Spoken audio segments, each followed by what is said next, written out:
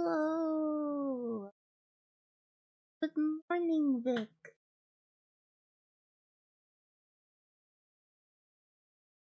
I think. Okay. It's New Year's Day. Everybody is probably sleeping.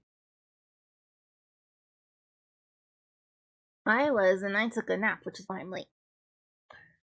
But I need a nap. Oh, and I'm itching my eye, and it's a model mad.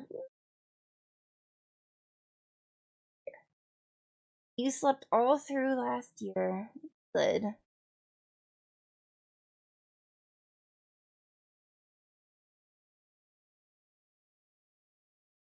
I didn't get to make any next year jokes. Oh, hi. How's it going? I don't know why. I have a sudden headache that wasn't there before, but now I'm talking and I'm like, ow. What the hell? I should have skipped today too. But no, we have things to talk about. There's so many things going on.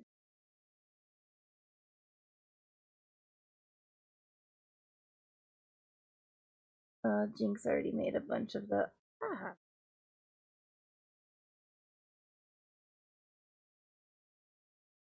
that's good.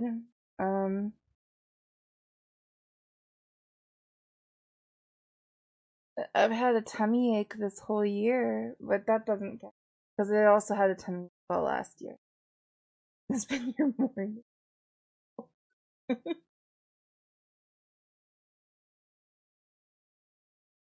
I was up late, but that was not by choice.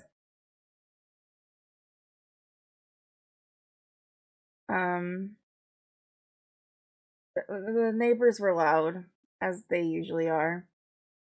And yeah, it wasn't. It's not as crazy as it is in America sometimes with like the fireworks and stuff like that. I had fireworks a little bit. It was fine. It was over in a very short burst, but then the neighbors were just like loud with music and stuff like that. And so that's okay. I don't know. I was in bed. I was reading. I was doing what I always like to do, be in bed and read. That's my nights. I was just up late because they were up late. And I don't know. I struggle to sleep when there's like thumping music. And they weren't outside that often, but they did come out a couple of times. That like alerts the dogs. Because Sapphire refuses to believe that other people are allowed to be outside the walls of our domain. And she gets all upset whenever anybody is like walking on the street. It's like we live in a tiny place with a lot of people. Like this little corner has a lot of apartments, and there's just a lot of people. And it's like a little alleyway, but it's like technically a legal road. Like there's gonna be we live next to a basin too. It's a Pokemon Go stop. You can't expect us to have solitude. She desires a fenced in area, I think, where nobody can walk up and around our house. And I keep telling her she needs to shrink her territory, and she at 11 p.m. it starts snowing hard, like it was rain, and I happened to be looking out the window, and I see the sky light up with lightning, and there was thunder, and it shook the house. Crazy. Vic says I slept through the fireworks. Ignored them all night. That's good. Then the fireworks started. The single gun firing into the sky, and I swear it was automatic gunfire. I mean, that sounds like, yeah. We Sounds get like we get like a rifle or two out here sometimes. But I literally couldn't really even hear. I had headphones in because I was at 3 times speed trying to get this book done. I didn't make it at midnight. Um, I'm still counting it in the year because technically all of my book trackers, they track my reading in Pacific time zone. So I already have to adjust my reading time to that. So I think it counts. I think it counts that I finished. It thinks I finished it in 2025. So I think I finished it in 2025 as well. I think that's the way this works.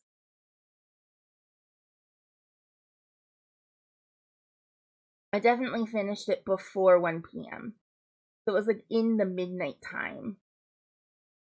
It was in before midnight, like before 1 a.m. It was pretty good. It was disturbing.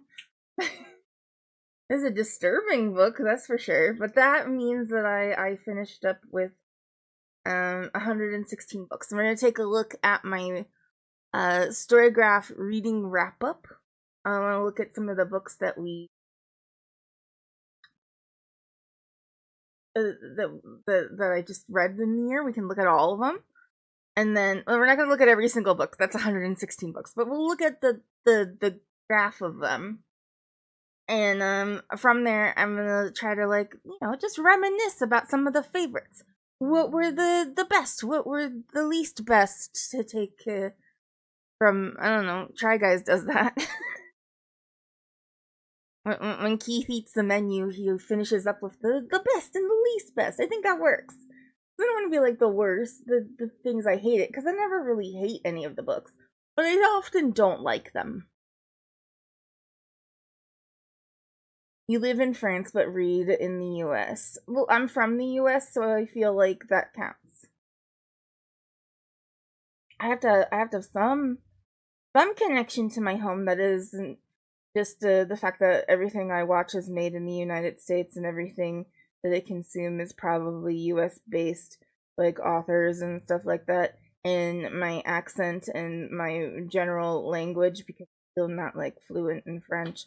And pretty much everything about me just screams American, except I'm much quieter than when I first came over. Still too loud. Still too loud by French standards. But I'm not I'm not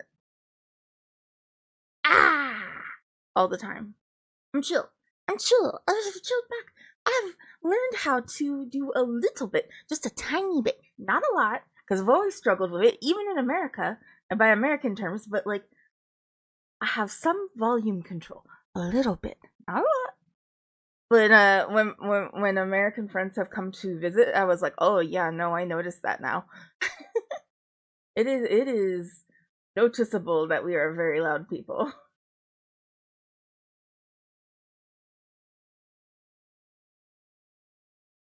We have to be heard over the constant din of panic that we all kind of live in.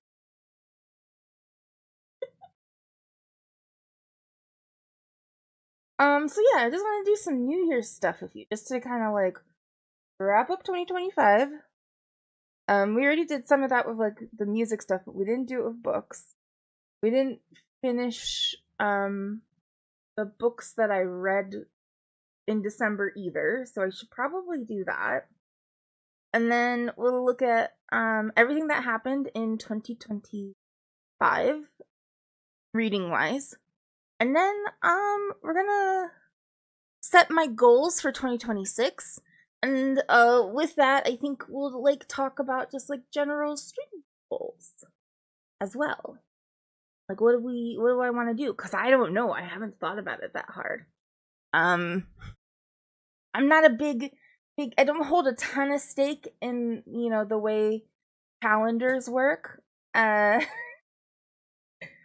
I have too many New Years as well cuz like we got, you know, we have other calendars going on in my life. There's a Jewish calendar, so I do a lot of the reflection and interpersonal, mostly reflection and considerations for the next year during Rosh Hashanah, which is the new year in the Jewish calendar.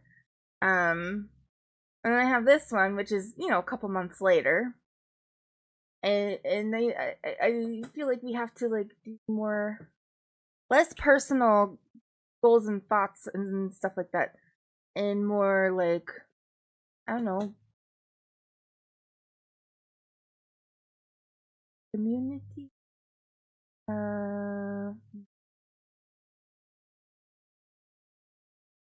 personal businessy like ones, because this is like work work related hopes and goals and dreams, and this is my fiscal year. It's my fiscal year. I do like New Year's. Also hijinks. Welcome. I can't get that was what was broken, and I still haven't fixed. Something's wrong with the streamer bot, and I don't know what to do about it because it won't even. I'm gonna pull up Task Manager.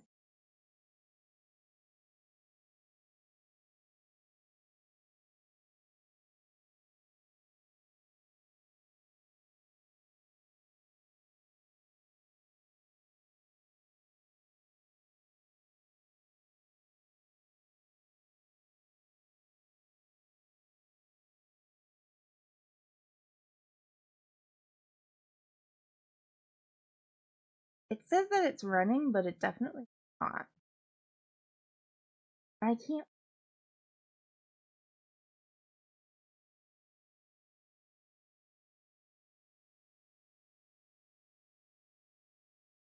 I was like, why is it so quiet? I can't. This year's the year of the horse. That is correct. Maybe I should get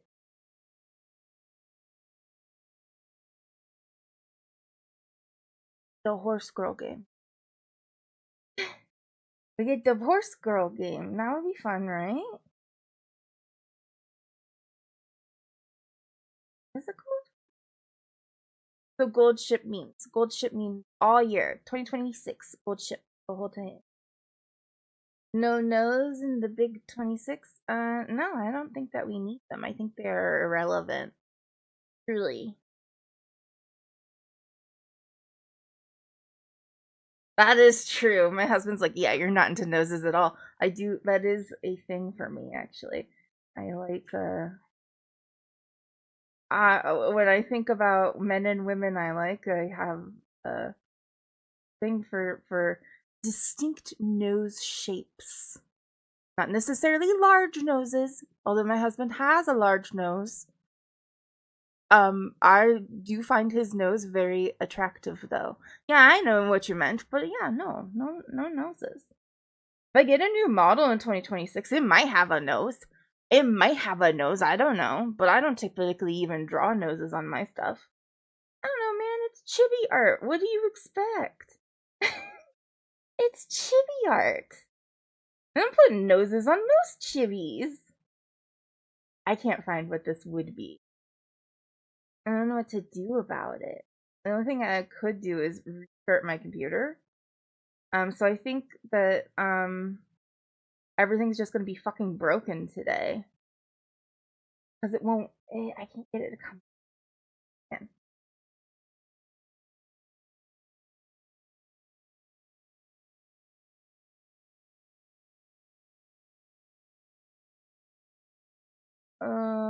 I have no idea what this says. If you didn't have a nose, would you be cute? I don't know. What kind of nose do you have? That's very important, because if you have a cute nose, you gotta remember based on my distinct likes and dislikes. I like an interesting, upturned nose. Oh god. Glitch, are you around to help me here? No, okay, you got that one. All right, thank you, thank you, thank you. I have no idea, man.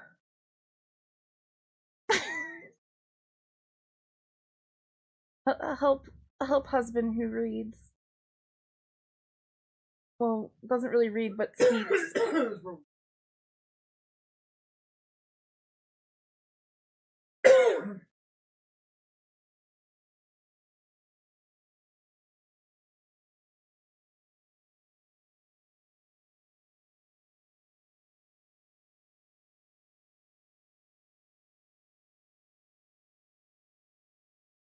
Yeah, can you handle it for me, Glitch? I'm about Jeffrey. Oh, Jeffrey Dahmer. Okay.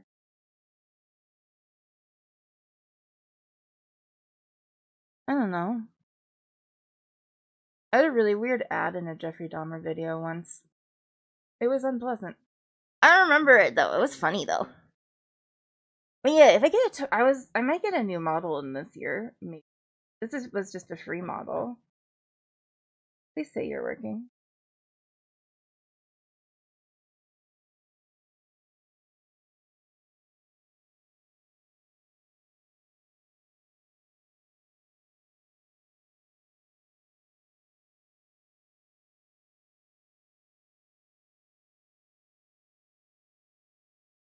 It won't let me.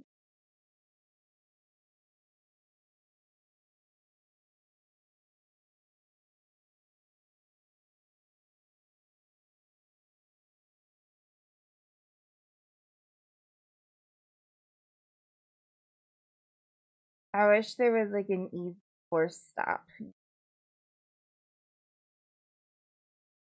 We don't really know how to do that, and I can't figure out what it is.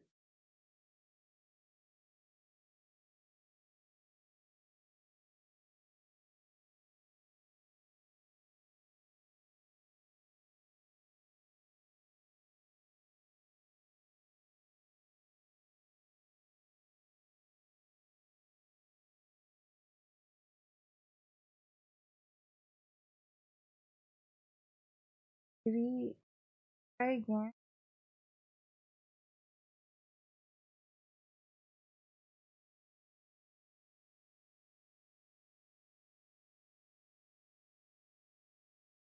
Yeah, no, not that. I just can't. It's Dreamerbot won't fucking open.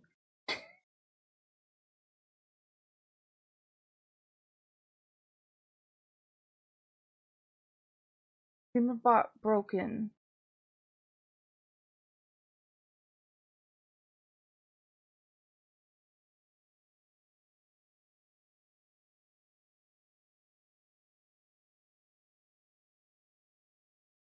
Like it won't open at all. I clicked it several times and I was like, why is it not working? And then I've been working on trying to get it to come up again. And at some point it said something was running already from the folder.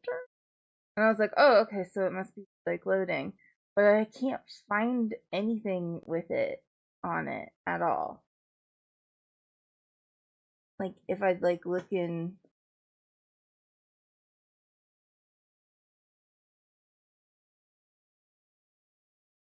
so upset. I can't figure it out.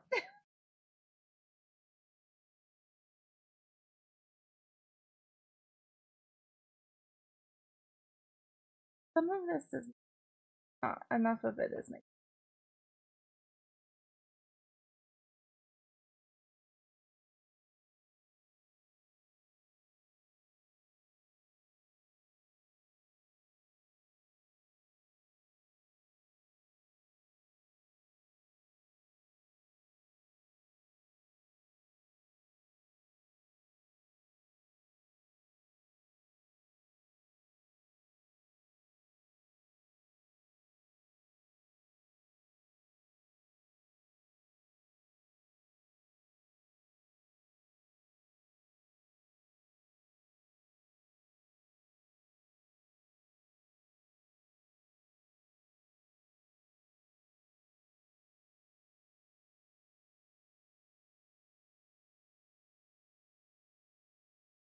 really good.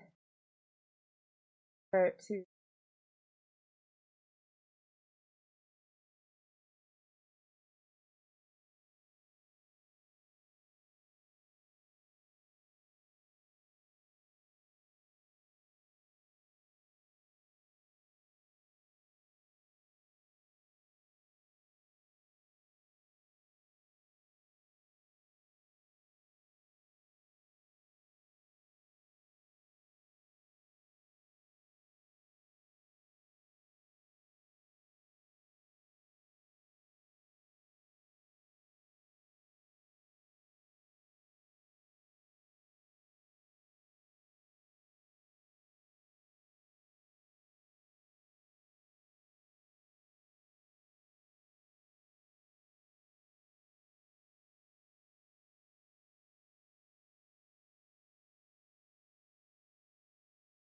Today, I didn't. I guess when I loaded it later, because I didn't do it right before stream. I didn't do anything before stream. But I've had a restart. I don't know why it's weird.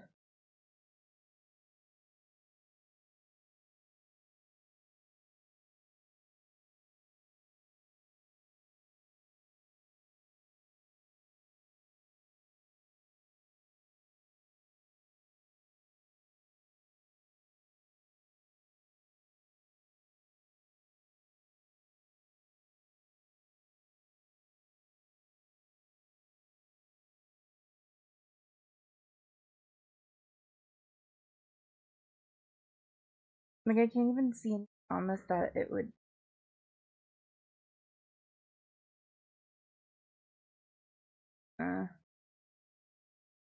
Did I just restart stream? I don't know, guys. I don't start everything. Doesn't make sense. Hi.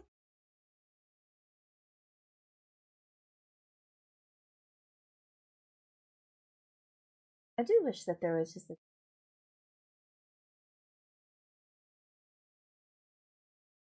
off, but there isn't.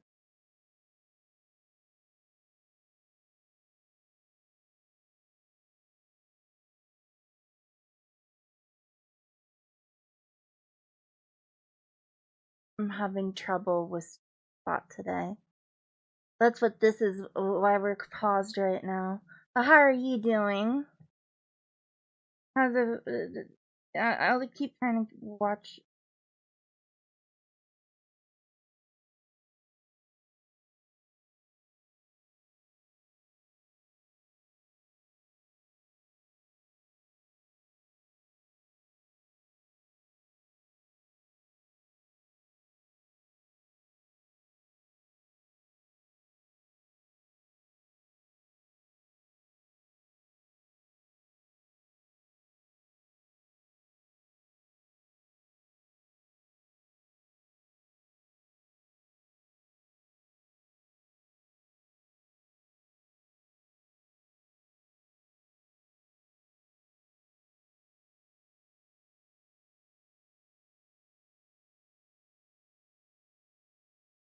Ending to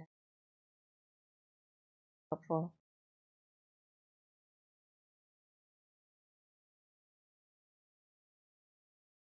Yeah, I can't.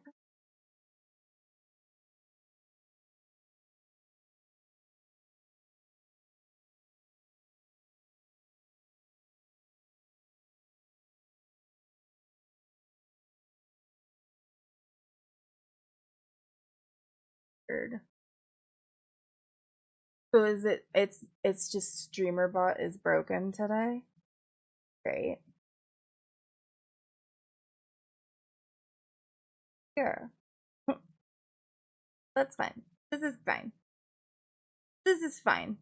Everything's fine. Let's just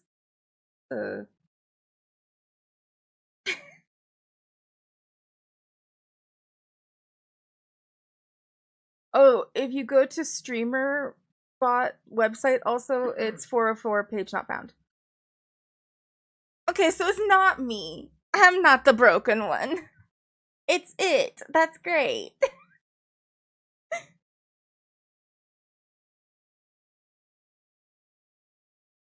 What the fuck, streamer bot? What did you do?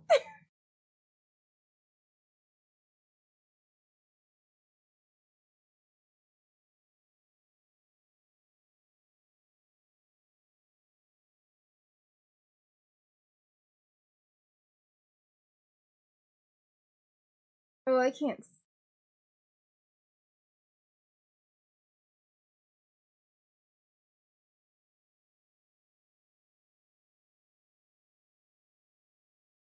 Apparently, it's just down. Apparently, it's having a day. So it wasn't me, and I just always assume I'm the one being an idiot, you know? Not me, just it. So, channel points will not be uh, capable today. I can try to like manually run them, but I don't think that's gonna work.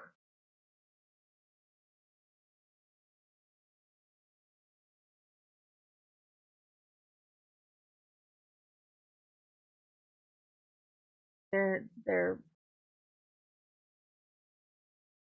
okay. That. Let's move on then. I can no longer. I can't do anything about it. So that's fine. We got this. We're good.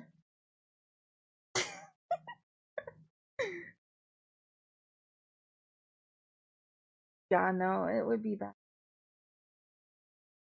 It would be bad. I just have to be better about like. Alright. Let's see what happens if I move her.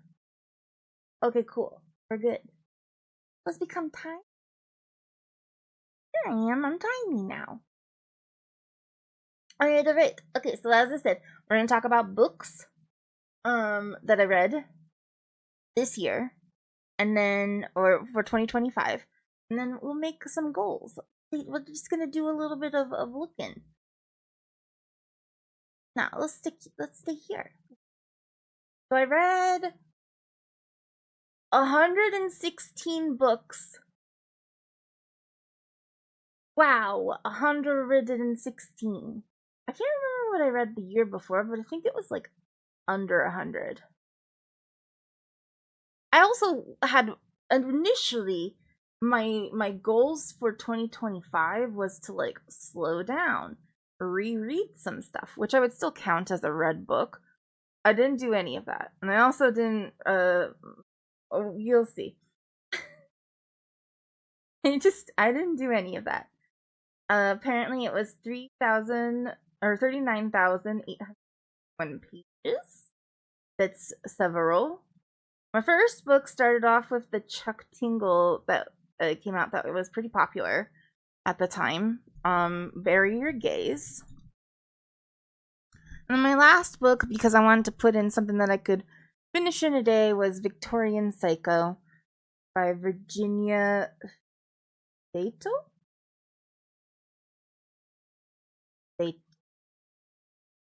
I'm bad at last name. I'm bad at names. I'm bad at pronouncing things. Oh, this is kind of funny. Okay, so because I hit a one note. You can barely see this.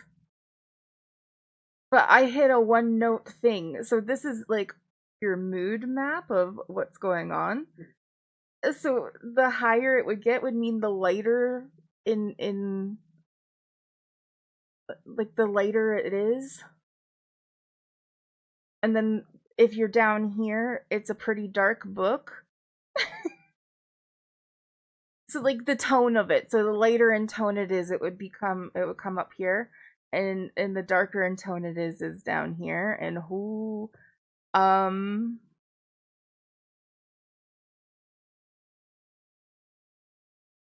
I like them dark, I guess. I'm so dark and mysterious. I only read the darkest and mysteriousest books. That's me.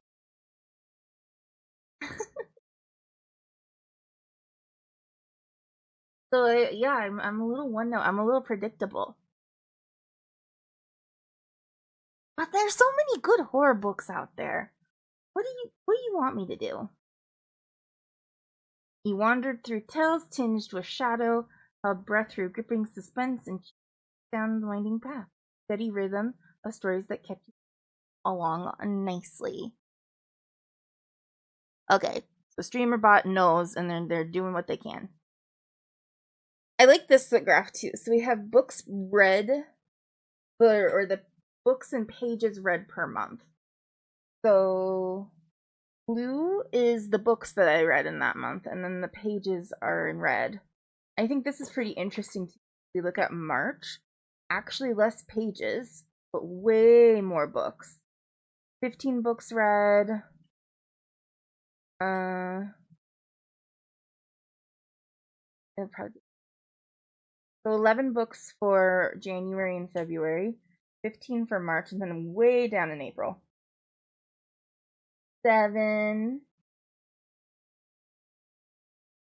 8. Okay, so it looks like 6 was the least amount of books that I read. Both of those were in June and July. Makes sense. It's hot those months. And then we had a pretty consistent 10, except for in October, which was 12, which also makes sense because that's when all of the horror books came out. They were really, the new releases in horror were coming out in October because of Halloween. And so I was like really like trying to jump on a couple of really big new releases at that time. I definitely would have read more, but not my highest read month. But it looks like I'm pretty steady at around 10 per month right now. I've met my goal and exceeded it by a lot. I'm more than doubled my goal. Which makes sense because I think I gave myself 52. Again, I want it to slow down this year, and I just did not do that. Maybe that's not a good thing for me to expect out of myself. But like I do like to give myself goals that are sort of smaller. Because I like to give myself room to be sick. I'm disabled. Genres you spent the most time with in 5. Gay. It says 24, but I don't think that's true. I think it was probably more. Fantasy. Thriller. And then the horror, I'm at like 8. Makes sense. There was a little bit of romance in this year too. My longest book was King Sorrow, 801 pages. That makes sense. And then, like, I don't agree with calling this one a book because it was a short story, but they count it, so we count it. Which was The Fall of the House of Usher, which I read so that we could do that talk. So it's kind of funny that, like, my longest and my shortest were over the course of while streaming. I read a lot of books in one day, though, so this doesn't really count, and this was really short. And then Lesser Known Monsters, I read for a long time because I got sick over it. It was an okay book, and I also, like, wasn't that into it. It was okay.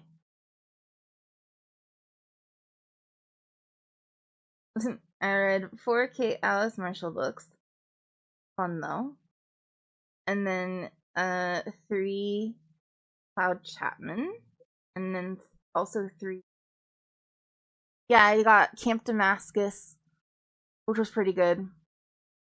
Bury Your Gaze, which was pretty good. And then Lucky Day, which came out this month. And I really liked that one. I don't think that this really counts my average rating because I am bad at rating books. So there's a couple months there where I just didn't rate them at all. Here's a couple of my 5-star reads.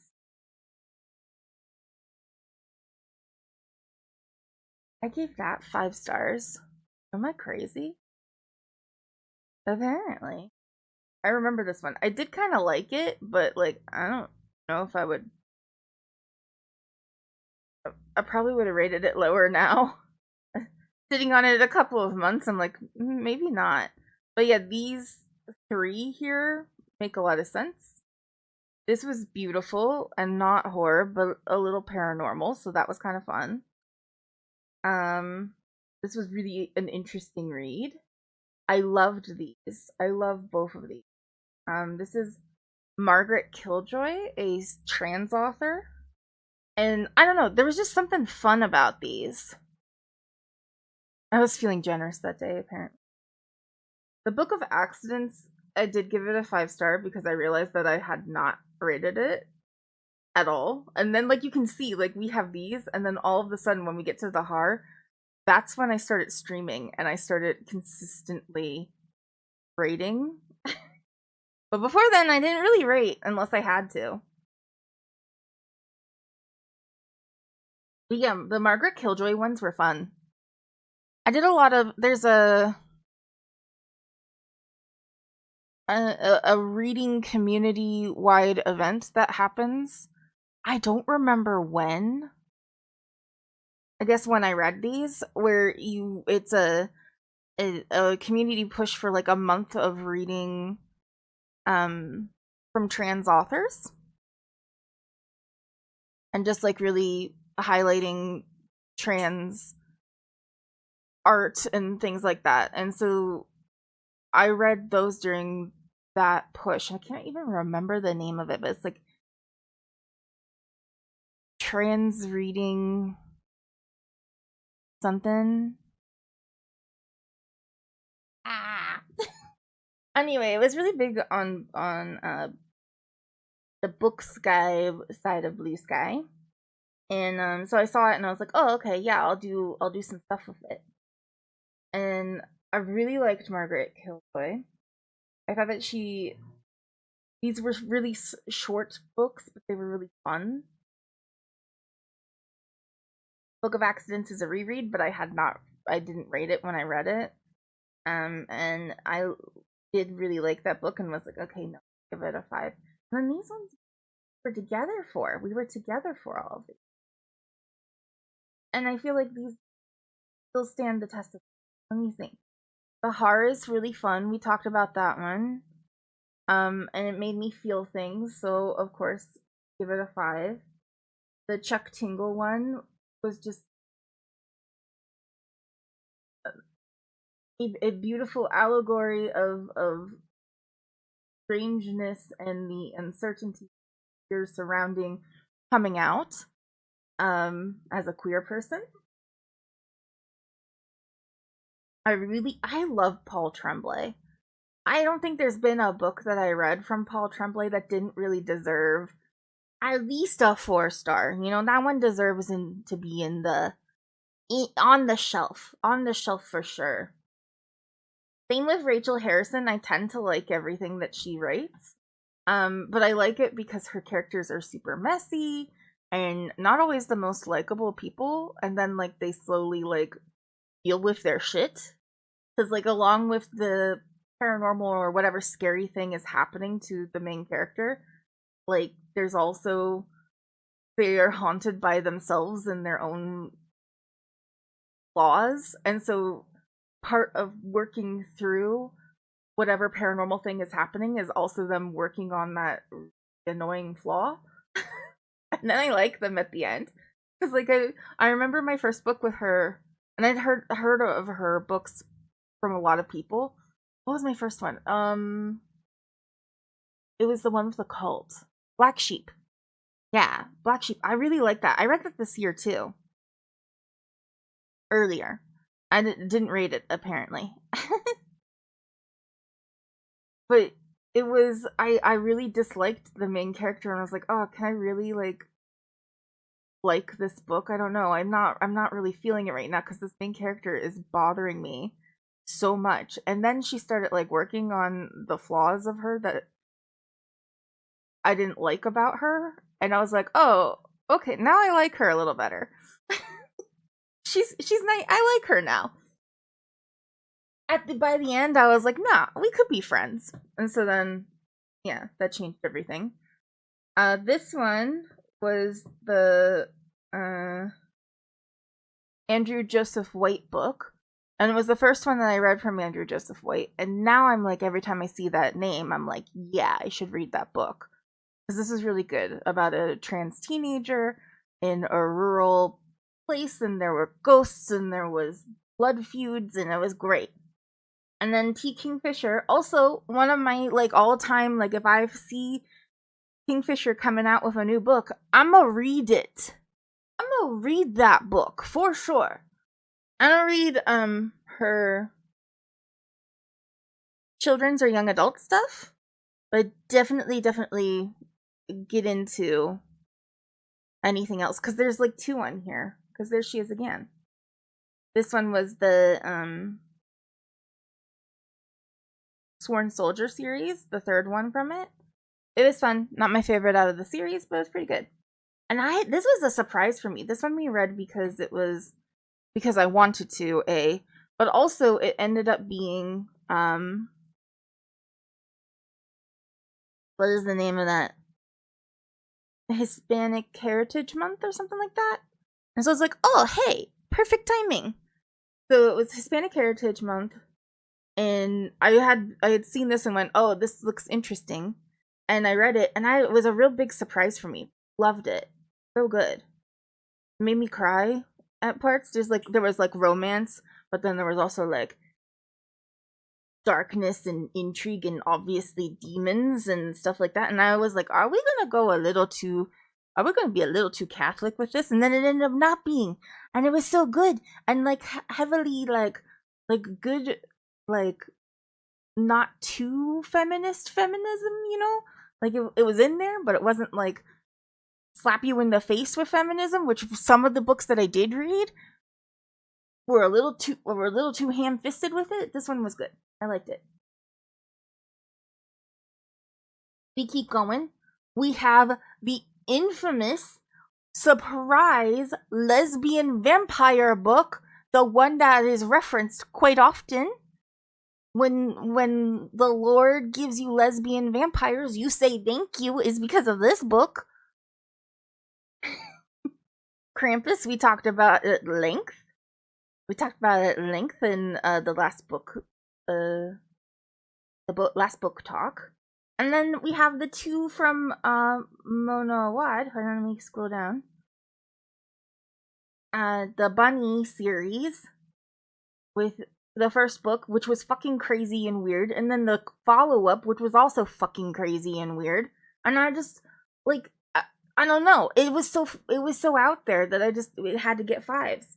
And then Joe Hill, the surprise of the century for me, honestly, because I was not anticipating to really even be into some Joe Hill stuff. But here we are. I like this one. I didn't hate Nosferatu. It was pretty good. But I did like go, what the fuck am I reading sometimes? And this one I just really liked the whole way through. And then you can see, yeah, okay, so I was a little.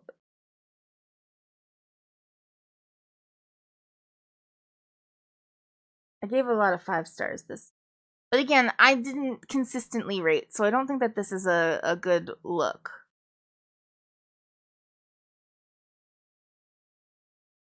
December was my best rated month. February wasn't my favorite month, but again, we can't do that one. And then February was my highest raid.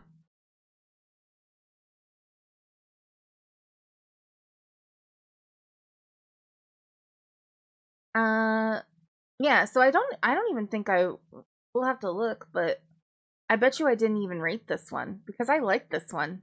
Yeah, I never put it in a review. So I gotta do better of that this year. That's on the goals.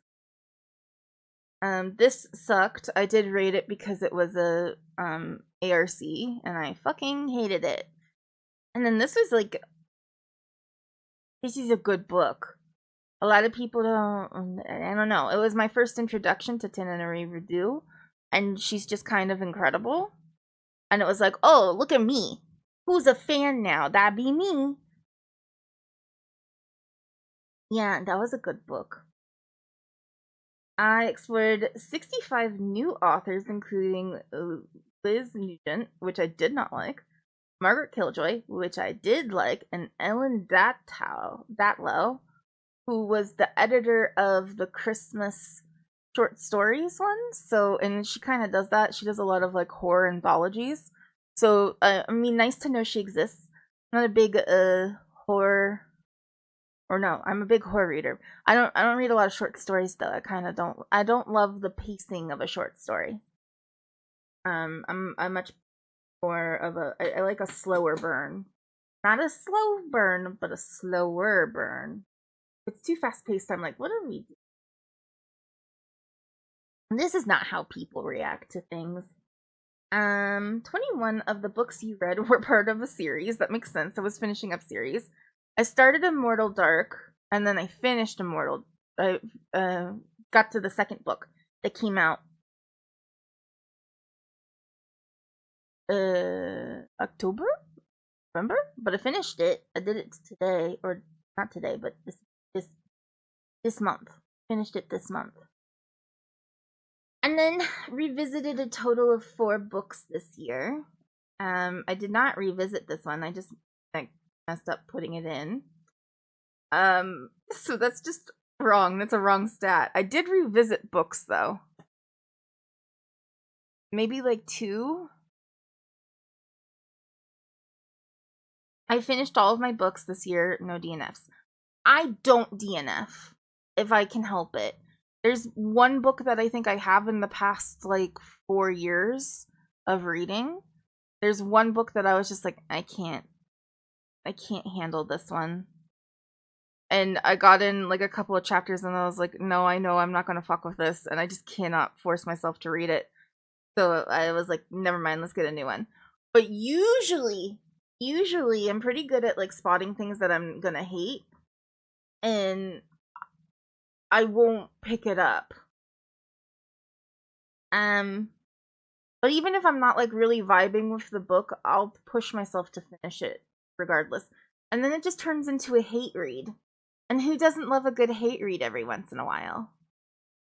You know, you can just like hate everything. Okay. You want to see everything I read? Yeah, let's go ahead and just instance. Alright. 2025 at a glance. Oh, okay. Go through. We're reminiscing now. Fun times. Yeah, this was pretty good, but not my favorite thing. This I'm so disappointed by.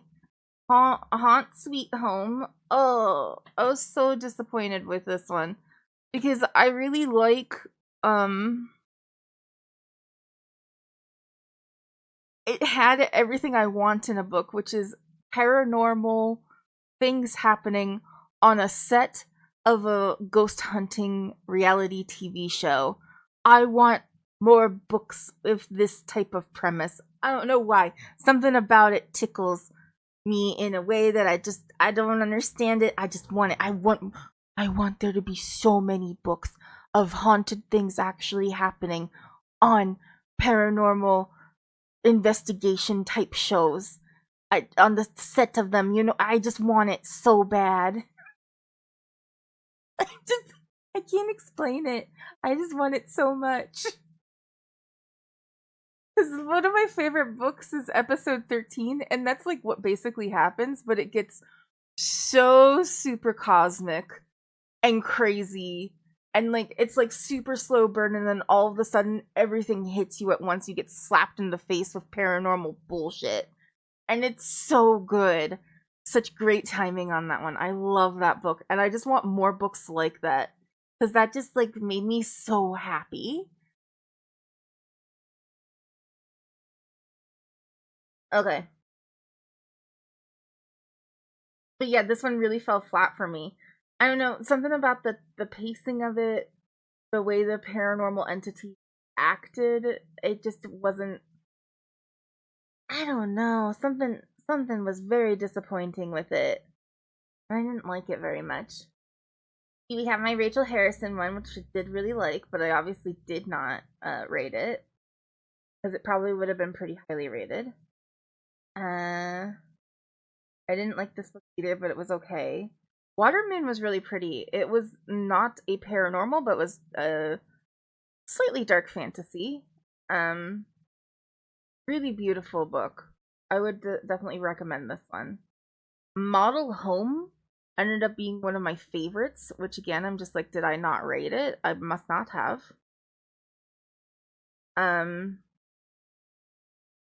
River Solomon is a pretty intense writer. We always love Grady Hendrix. I just skipped over this. Welcome to the Yunmandong Bookshop. Was Slice of Life for like K-drama sort of thing, but it was fine.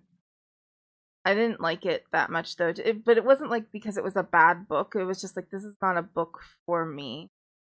I don't know what made me want to read it. That Paul Tremblay. Yeah. This one I think was maybe my first from Paul Tremblay. Because I'd been wanting to read Paul for a while, and I just didn't.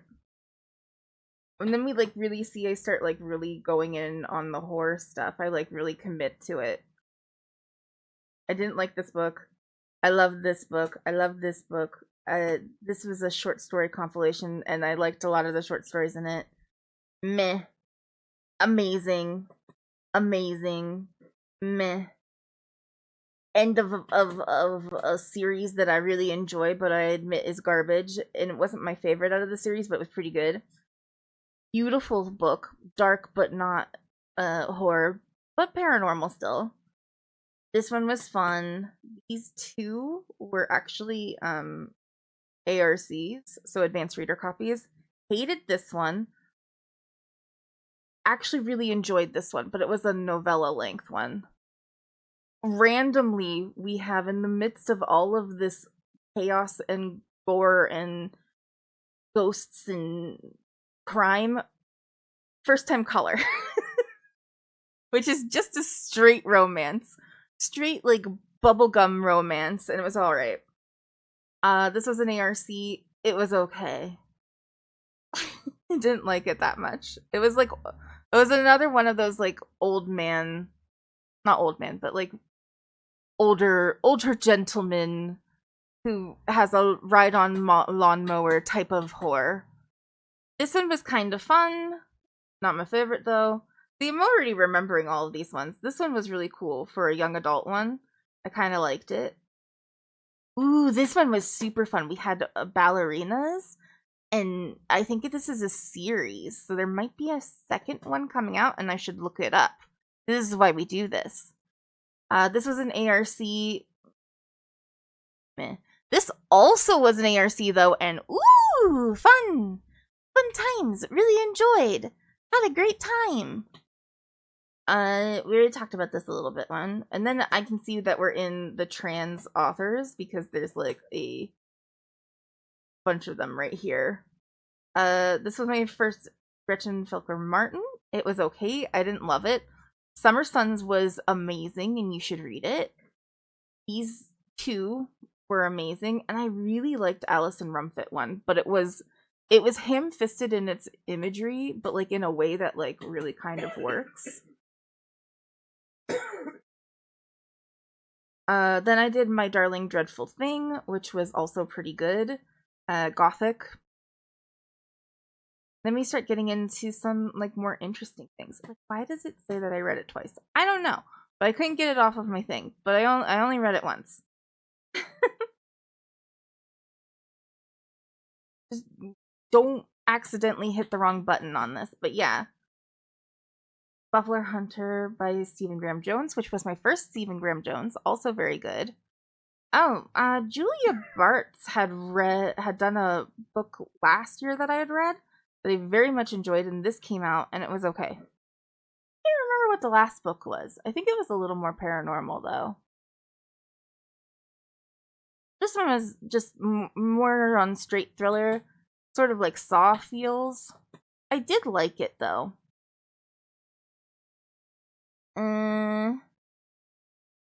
Oh, Rules for Vanishing was so fun. I did like that one. Again, another young adult one. One of Our Kind also was pretty good.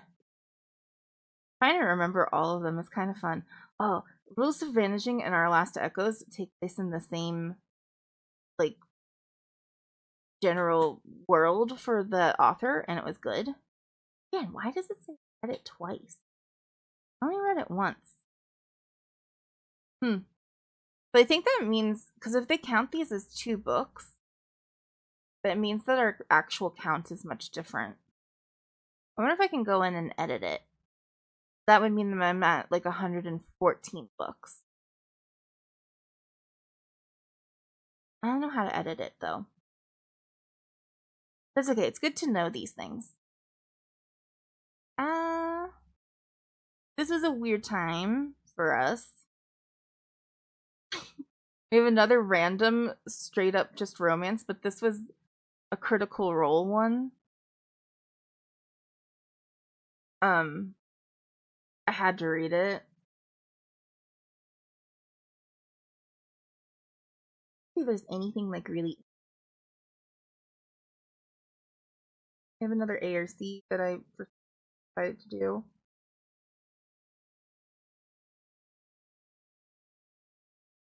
Ah, I feel like I got a handle on it. Stopped fucking it up so much. Go to those ones that say that I reread. Don't think I did.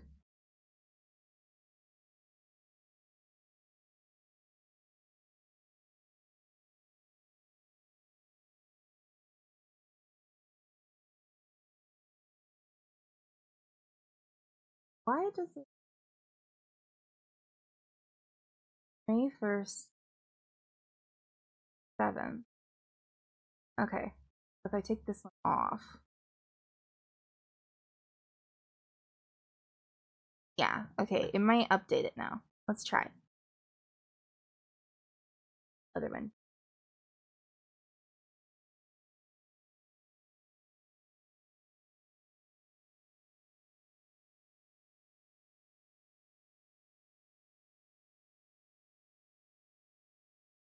Oh, because of the addition.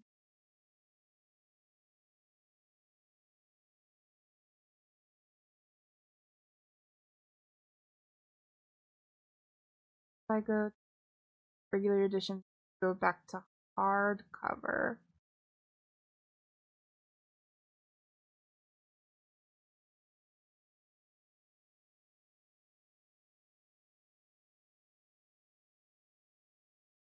Maybe like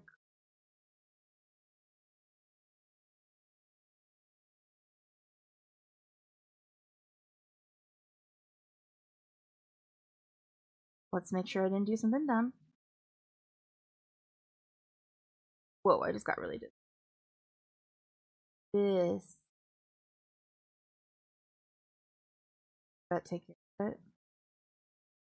I don't know. Let's see. Did I fuck it up? I could have. Go back to digital. Okay, sometimes this is a little funky. Okay, then it has it correct. Okay. It can be a little weird, a little fucky. Then if I go all the way back. Oh no.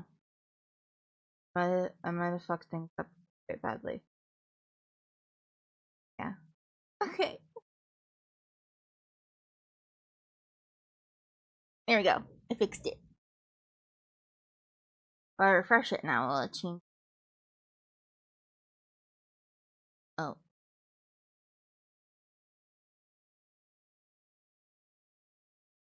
And it still says 116 books.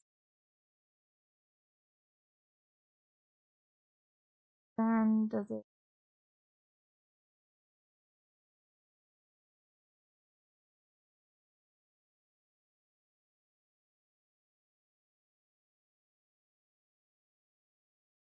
It does not have the. I think it took off the reads. That's weird.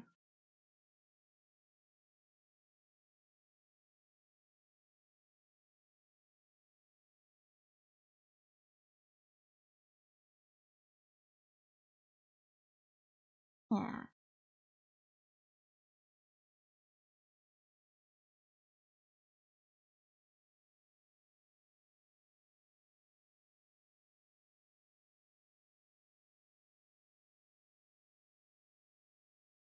The average length of books you read was 344 pages. It took you about 3 days to finish. About true. And 11 days. But yeah, it took out my rereads. That's nice. This is 116 books though, so I don't really know what that was about. Oh wait. 4 books. And then it's like, no, you revisited a total of 2. And I did not revisit the picture. Alright, well.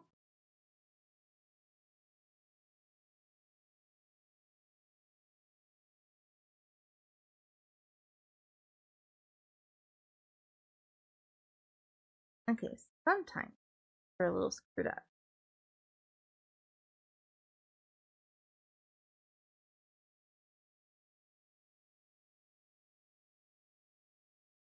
That one wouldn't be in this count then. Okay, that makes sense. Didn't have a date on it. I revisited a total of 1 book this year. Oh no, the ad jump scared you. You're the only one here right now. Figured it was going to be kind of like a low attendance kind of day though.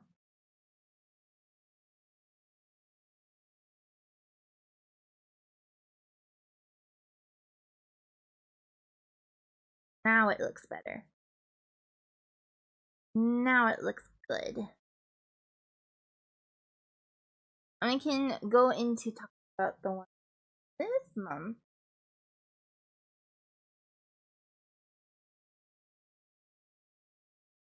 Right. I didn't get to tell you what I read last week. It's the end. Remember, I read though. Now I spent a long time on Joe Hill, and then I went into Eternal Ruin.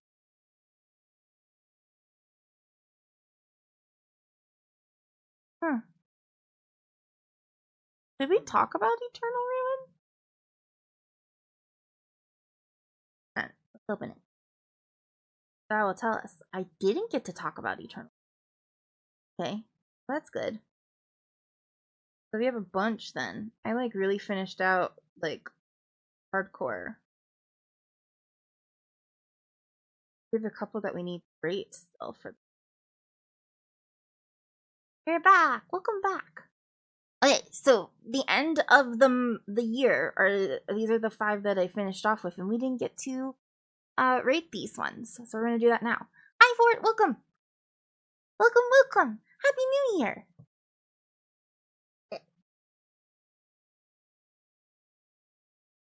I had to readjust. That's what all that noise was about. Okay, so this is the second book in a apparently trilogy, so a 3rd book is gonna come out. Nice to know. That makes sense. It makes sense that it would wrap up in the next book. I'm gonna fuck up this name. I think it's Tigist Irma. New author for me, but this one is a dark academia,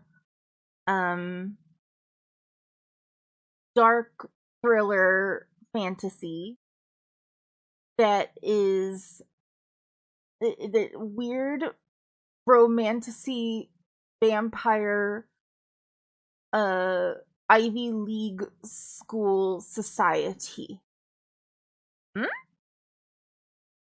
And also all the characters are black, and the vampirism lore comes from a Ugandan source, which was interesting and fun. And then things are a little bit sexy, and well, because they're vampires, and that's just what happens with vampires.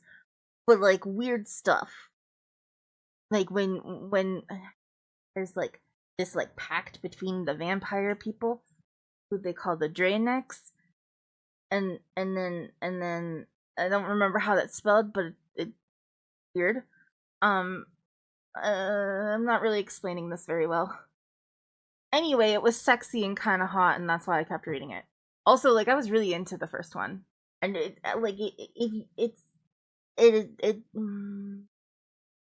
it's bloody, and our main character is just a very angry girl, and there was enemies to lovers sort of situation happening. I don't know. I'm painting leopard print on 32 models. Yoga pants. Jesus Christ, Artsy. Jinx, I don't understand. Can't stick around, unfortunately, but I hope you have a wonderful stream and day. Well, thank you for stopping in to say hello. I hope that you have a good time with your New Year day.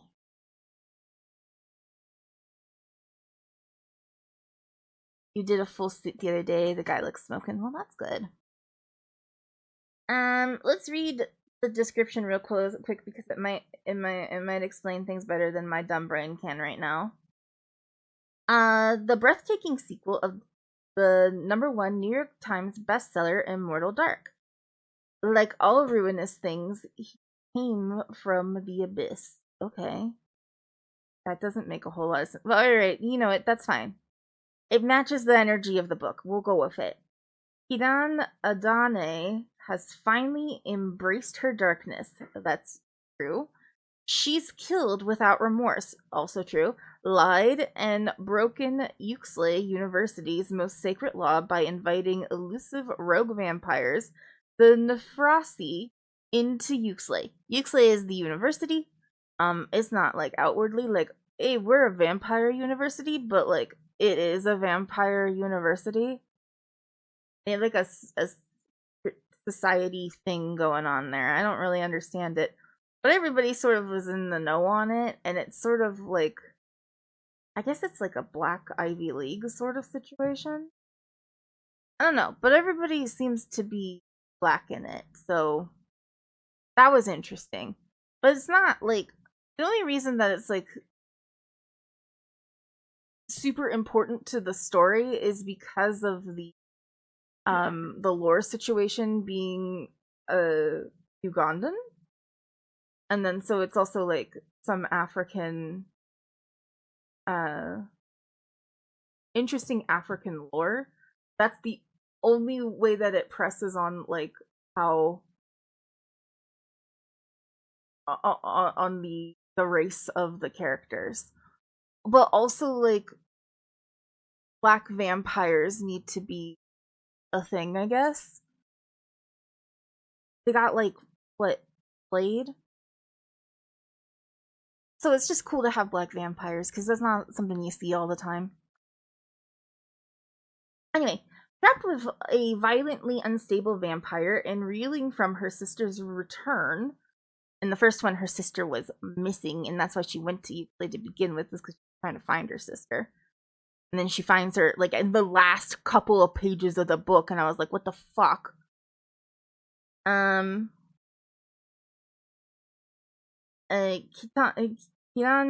wields her anger like a weapon.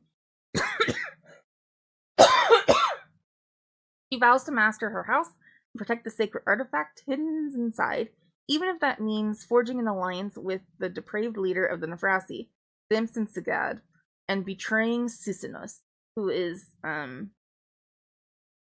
vampire connected to her house. She has like a connection with who she, like, you can, you feed off of me, and also is sexy, and they are doing the stuff. They do the things. They do the sex things like sex. A dangerous new philosophical text seems to hold the answers to the promises to the very thing that Kiran has lost control of. Has lost control. Even as the dark pages consume her, Kiran knows no soul at Yuxley is trustworthy. Least of all Sisinos.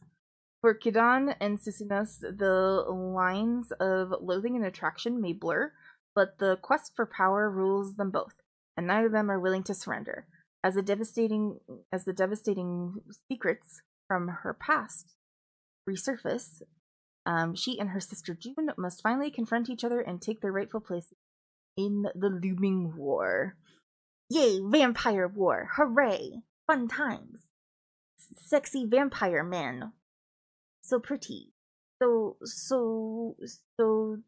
drinking blood from certain areas of the body reveals weird memories to each other from the opposite person. So, like, let's say, for example, I decide to drink your blood because I'm a vampire, and we have a pact thing going on where I can feed off of you. And I drink from your thumb, and I don't really know what a thumb would tell you, but we'll say it would give you memories of good times because thumbs up, you know. So then, as I drink from your thumb, you would see flashes of memories of mine from when I was having a good time, and I would see flashes of memories from you from when you were having a good time. Is that dumb? Yes. Yep, that's dumb. But that's the way this works in this universe, and it's kind of fun. Is it dumb? Oh yeah. Oh yeah, that's stupid as hell. But is it fun? Yeah. Yeah. Yeah, I enjoyed that. I did like that quite a lot, actually. It was a good time. Also, hello, Yellow Mustard. I did not see you. Let's read your dad joke. Have you heard the term Botha? Botha stand or Botha Oh, Botha. That only works if people can read it correctly, and that's not me. I read a lot. I didn't say I read correctly. Well, he's halfway vampire, technically. He's half a vampire? Half a vampire? Oh, Blade. Okay. It's just is it just Pokemon but with vampires? No. Not exactly. Unless if you drink the blood of a vampire, or you drink the blood of your Pokemon, you see their memories or something. No, they have like a pact thing, and I don't remember all of the terms because there's a lot of terms. But you know, there's these houses, and the houses control things at Uxley, and then there's like people who are like the power, people who are not vampires. Okay, they're not vampires. Well, they know about vampires, and they speak like vampire language and stuff like that. They and that's some of the things that the university teaches, but they're not vampires, but they are part of the ruling classes of this vampire society, right? And there's like, it's supposed to be this like power balance where like vampires are very powerful because they're immortal, they have really sexy bodies and and are super hot, and they also, you know, they're strong, and they're vampires, right? And the dick, they do have vampiric dick, which is, you know, how do you say no to a vampiric dick? I don't know. I've never been in that situation, but Susanos, I would not say no to that one. No, he seems all right. You know, if Susanos came to my door, I'd be like, come on in, buddy. Because they also like don't drink from. Okay, so then, okay, hold on. I need to go back up more because this is so stupid. But like in that pact, they have the ruling people who are not vampires are sort of like magic users, and so they use magic to kind of control the vampires. And so the vampires still need to feed on somebody, so they make a pact with somebody from that ruling class of magic users, and they can only feed from them, and they don't, you know, kill them, they just feed off of them. And so then they have like a relationship that is a pact that can get sexy sometimes, but isn't necessarily inherently sexy. He's a vampire. He can deal with it being cold. He can come into my house though anytime he wants.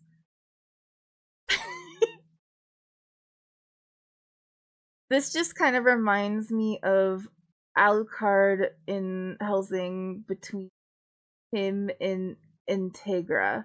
I don't know because I don't know anything about Helsing, but sure, that sounds possible.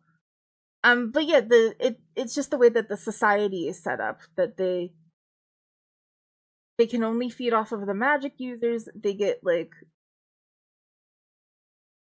bounded to a particular magic user, and they're like, you are my my person, and they like have like a relationship where the it's mutually beneficial for some reason, and I don't remember what it is, but it might be the dick. It's not the dick, but to me it's the dick because that's all I cared about. I just there was just sue me. It was hot. It was a hot, sexy, and there was lots of stuff happening, and I just really enjoyed it.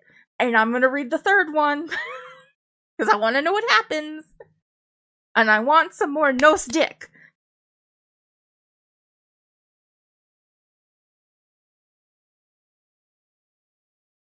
Anyway, let's rate it. Let's go ahead and rate this one. This is not a 5 because I recognize it's fucking dumb, but it is a 4 because I want it.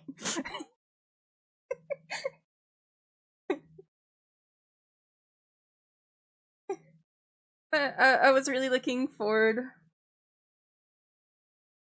to continuation. Did not disappoint.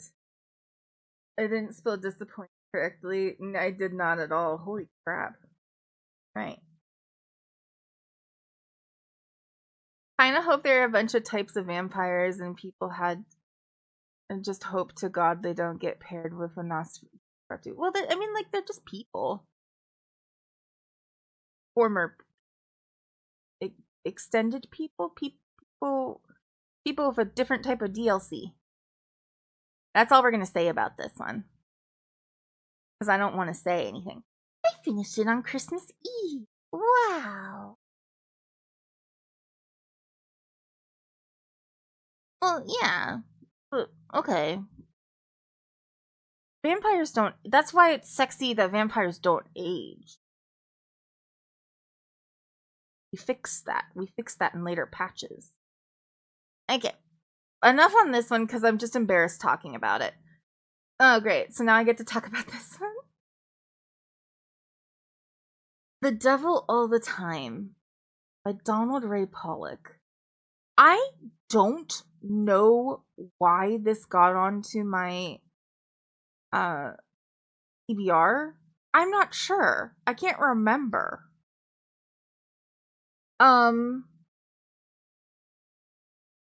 I guess because it's a film now. It's a Netflix film, but now a Netflix film starring Tom Holland and Robert Pattinson, a dark, riveting version of a 1960s America that delivers literary excitement in highest degree. Has anybody seen this film? Because I don't watch films very often. I don't have Netflix. But I guess maybe that's why, was because it got turned into a film and somebody had mentioned something about it, and I was like, oh, well, I'll try and read the book sometime. It came up, though, when I was able to get the book. Y'all, this is a weird-ass book. It is literary. It's horror in the way that it's, like, thriller, and there's, like, serial killers. It's, like, yeah, it's 1960. It's rural, backwoods Ohio for the majority of it. And it's just I don't know. I don't really know what to say about it. It was weird. There was a lot of literary concepts in it that like came together, and it was fairly well constructed for a book, but I just didn't have a good time with it. And I think also like for me, like horror is more fun when it's paranormal. So that's what I tend to go for. And this is like just thriller, gore, weird psychosexual behavior. And then I don't know, that makes me uncomfortable. We went from there being sexy vampires that was fun, and now I'm dealing with like weird rapey people and photographer people and crazy, and everybody's just trying to murder each other, and nobody's having a good time, and everybody's praying, and I don't understand what we're doing here. Why are we praying over a log that's covered in blood? And if somebody's dying of cancer, and I don't know where this accent came from, but it's very backwoods Ohio. I put on my appellation for you. I don't know what's happening though. This week on Blood. We're gonna pray here, boy. And then we killed. There was the dog did not survive, and I was not prepared for that. Nobody really survived in any of this. What the fuck was all that? I don't understand. What are we doing? What happened in this book? It was weird. We don't praise the blood log. I don't know what the log. I don't really understand what this guy was thinking. There was like a weird like psycho-religious thing. Blood for the blood. There's a weird religious sort of thing going on. Backwoods religion. Sort of voodoo, and then like violence, and then also then human sacrifice. It went from animal sacrifice to human sacrifice at some point. And there's like a boy involved in all this, and then he's like growing up, and then he doesn't really follow any of that anymore, which is fine, but then we have all this like background stuff happening around this boy that is just like more violence and serial killing couple who has like psychosexual attraction to like death and dismemberment or something, and I don't know. And then there's a sheriff who is just like bad news and will do anything to get power, and then the boy is a young adult, and I don't. It all comes full circle. Is the blood log just a dead god stick? No, definitely not. It's a log in the backwoods of Ohio, and there's lots of bones in the tree for some reason. It was a weird book. I don't. I'm not gonna tell you to read the book, but maybe watch the film and let me know. I don't know.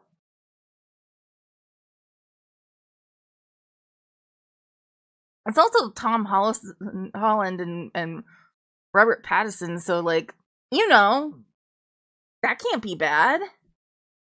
That can't be that bad. We can read this. The Devil of the Time, Donald Ray Pollock has written a novel that marries the twisted intensity of Oliver Stone's Natural Born Killers and with the religious and gothic overtones of Flannery O'Connor's at her most haunting. Okay. But in rural southern Ohio and West Virginia, The Devil of the Time follows a cast of compelling and bizarre characters from the end of World War II to the 1960s. There's Willard Russell's tormented veteran of carnage in the South Pacific who saved his beautiful wife Charlotte from an agonizing death by cancer, no matter how much sacrificial blood he pours on his prayer log. There's Carl and Sandy Henderson, a husband and wife team serial killers, who troll America's highways searching for suitable models to photograph and exterminate. There's the spider handling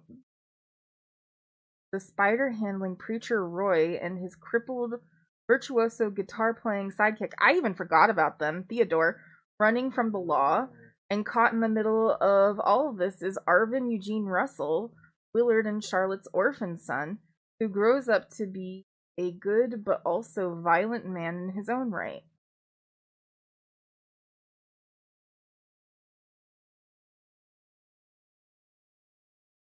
Okay. No, yes, that makes sense. Oh, hello. Oh, Infamous Secrets. One Infamous Secrets. Thank you for following. I appreciate the follow. Welcome in here too. Donald Ray braids his plot lines into plot narrative that will leave readers astonished and deeply moved. Or disturbed. Disturbed might be a better word. With his first novel, he proves himself the master storyteller of the grittiest and most uncompromising American grain. I don't know. I see that now. I don't know how to stream without Streambot. Try again. Up. Huh? Something's happening. Well, that happened last time. That doesn't mean it. Check the website, but I'm not going to. Anyway, yay. Twitch follower thing. Uncompromising American grain. What's that supposed to mean? I don't know. Good fucking question. I don't always follow these. I'm doing good. How are you doing, Secrets? And now I see it's Infamous Secrets. Oh man, it's much easier to read on that color. But yeah, no, the things that I can say that are really good about this book was that it was very well constructed. The timeline went really well. The characters were distinct enough to like follow who was going on and what was happening. And then I feel like the way that the timelines converged was done very well. But everything else in it was disturbing, but it was meant to be disturbing. And I don't think I had a good time with reading this. Like, you know, how sometimes I'll read something that's disturbing, but like at least it was fun. Ooh, moose man, we have lots of mooses happening here. Welcome. Thank you for the follow. And it would be better if you didn't have to work tomorrow. But at the moment, I'm enjoying the day off of my. Oh, yay! That's nice. Another new follower. For me complaining about this book. Have you seen this book before? This is The Devil of the Time by Donald Ray Pollock. I spent too long on this book for how short it actually is. Yeah, I was. So I did I spent 3 days on it. It's about craziness, about wild craziness. It's a thriller, more of a crime thriller. It says crime horror, but I would say crime thriller. Maybe thriller isn't a good word for it actually. Thriller to me really like goes into crime, but I guess crime horror works. About serial killers and just very violent people in rural Appalachia who in the 1960s. It was weird. It's a well-written book, but I didn't have fun reading. That's probably why I took so long with it, because I was like uncomfortable. But sometimes like I'll read a book that is disturbing and still be like, oh well, that was still kind of fun for some reason. This one was not fun at all. So I don't really recommend it. I'm gonna do it because it was pretty good. No, we'll keep it at a 3. We'll just do 3 stars. What do we think? What do we think? What do we think? Yeah, we'll say well constructed story with masterful reading of timelines. The end. It was disturbing. Gotta admit, have fun. There we go. I'm gonna rate all the books and it's gonna be fine. Girl in the Creek. This one I got through pretty quickly as well. I think 2 days. I didn't know what to expect with this one. I just kind of like picked it on a whim because it was available. So this is in the Pacific Northwest, and it's her brother. The main character's brother is and has been for a while and is presumed dead. I tend to read horror. If we go back to my story graph, there was a graph in this that was like, this is the tone mood map of your reading. The deeper the line is, the lower the line is, the darker the tone is of the book. Whoops. Whoops.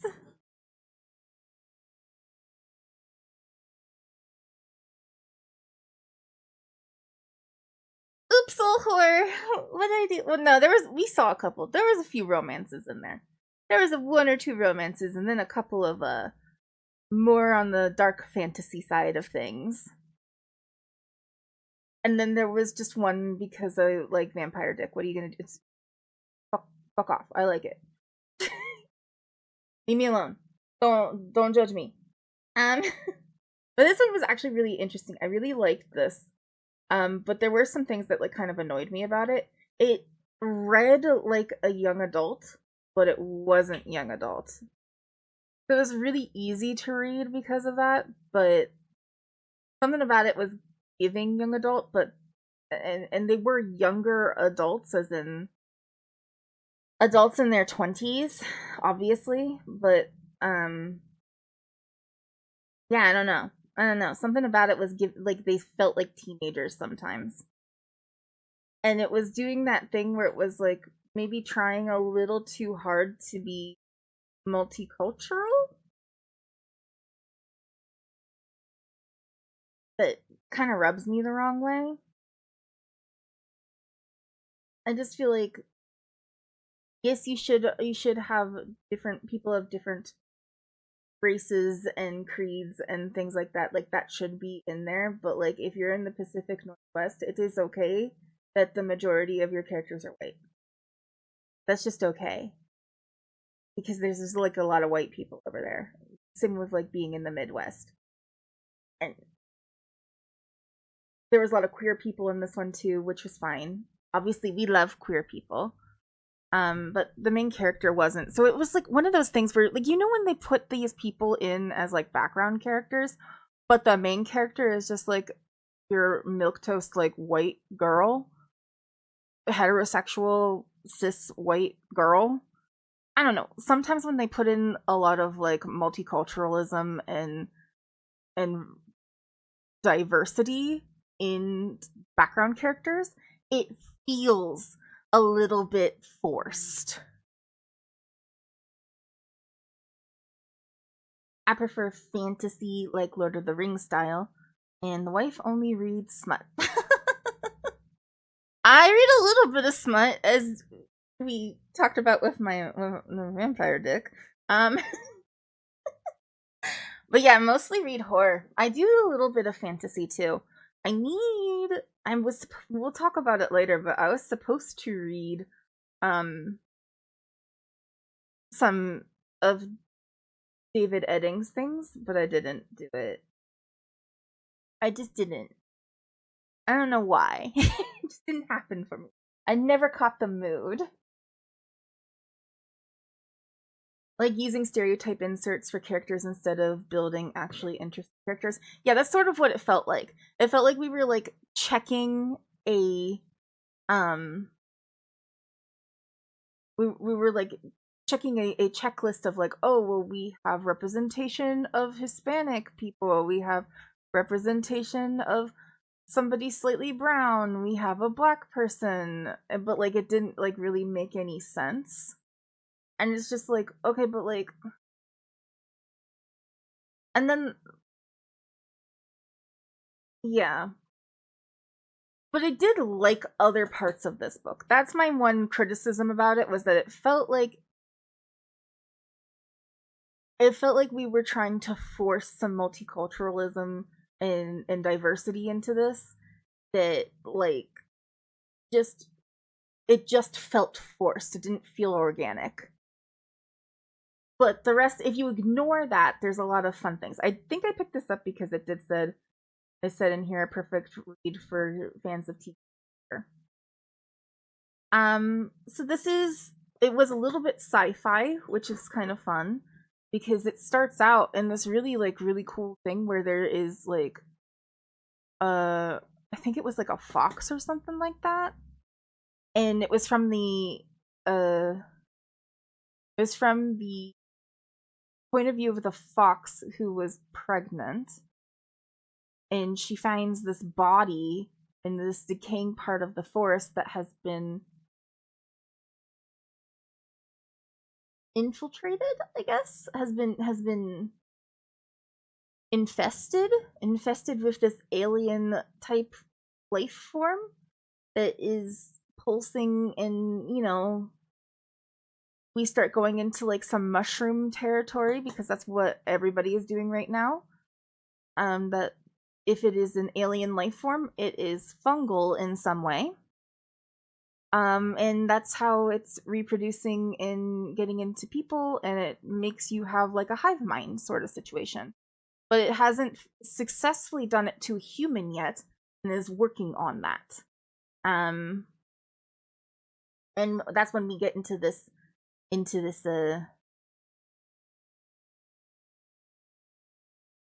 thing that's going on right now. This is where it converges, is that it has been experimenting and working on successfully infiltrating human host, a dead human specifically, and bringing it back life and all this stuff.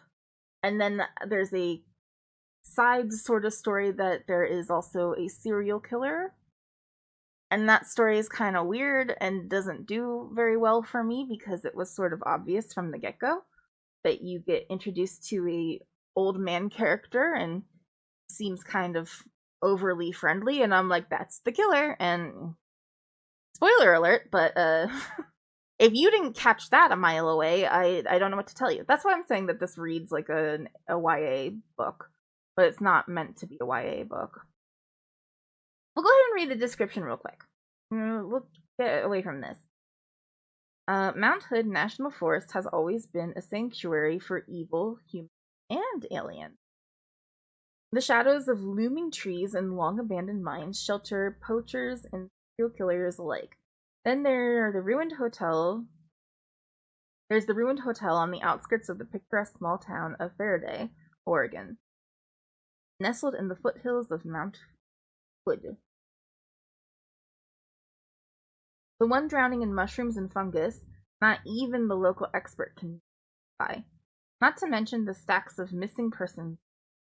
Freelance writer Erin Harper arrives in Faraday to find out what happened to her brother, whose disappearance in the forest has haunted her for years.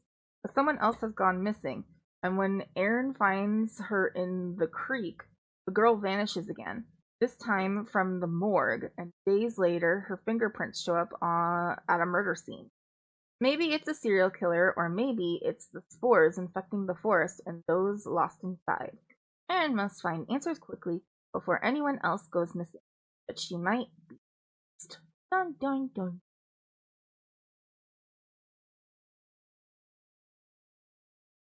Yeah, I don't know why I picked it up.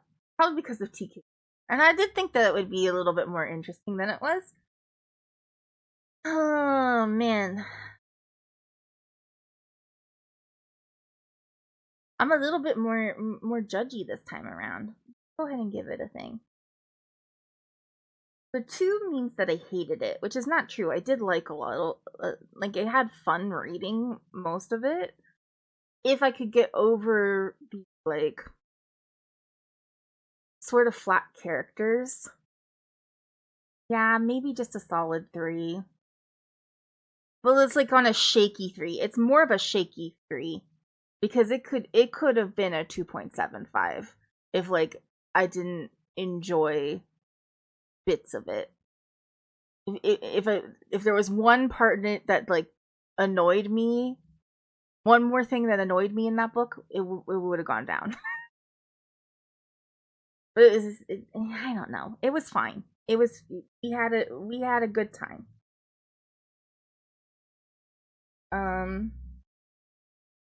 Some of the elements of the book felt a little forced. Characters ended up quite flat. Oh, Amrud? Welcome in. Thank you for the follow. Happy New Year to you. I still enjoyed reading. So,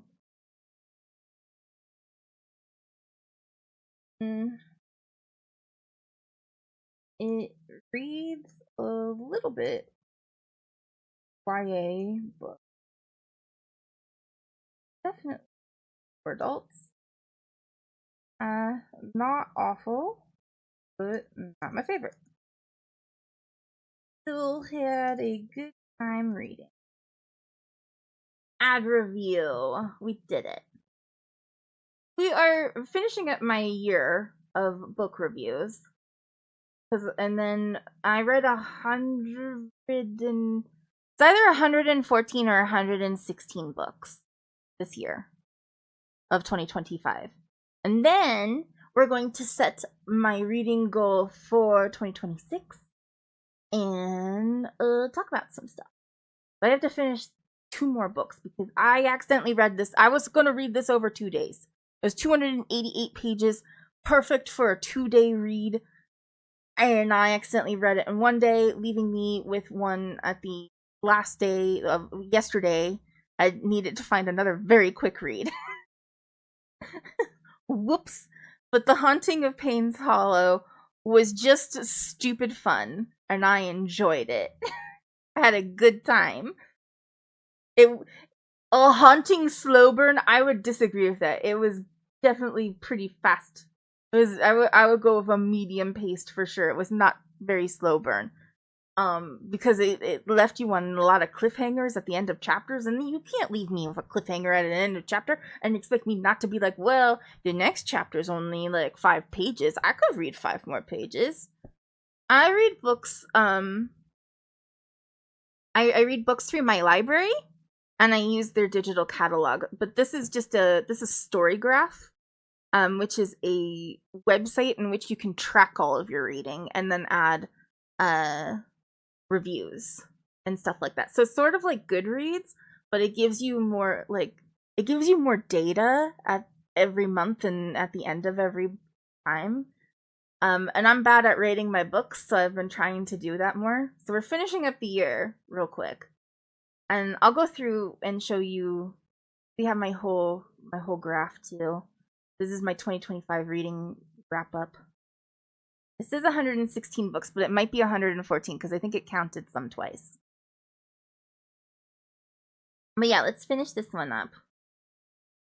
When 26-year-old Samantha Payne's grandfather dies, she figures she won't get to mention in the will. After all, she hasn't seen him in 18 years, not since her father took his own life after being accused of murdering a child at their lakefront cottage. Her grandfather always insisted her father was innocent, despite Sam having caught him burying the child's body, his clothing streaked with blood.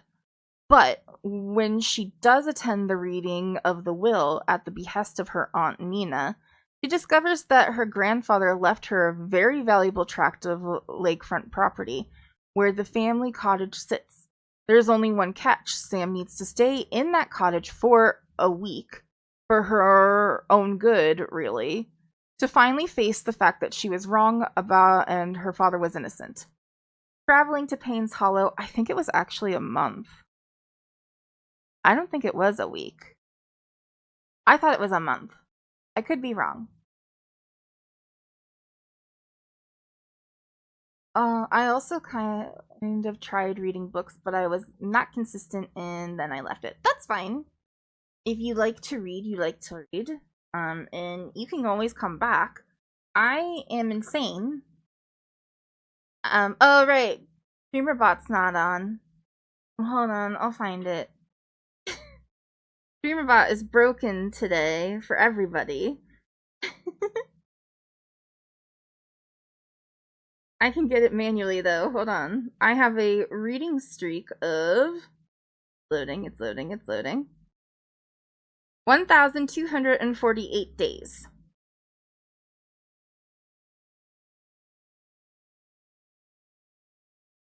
At least 5. You should read. You should. It's good for you. It's good for your brain.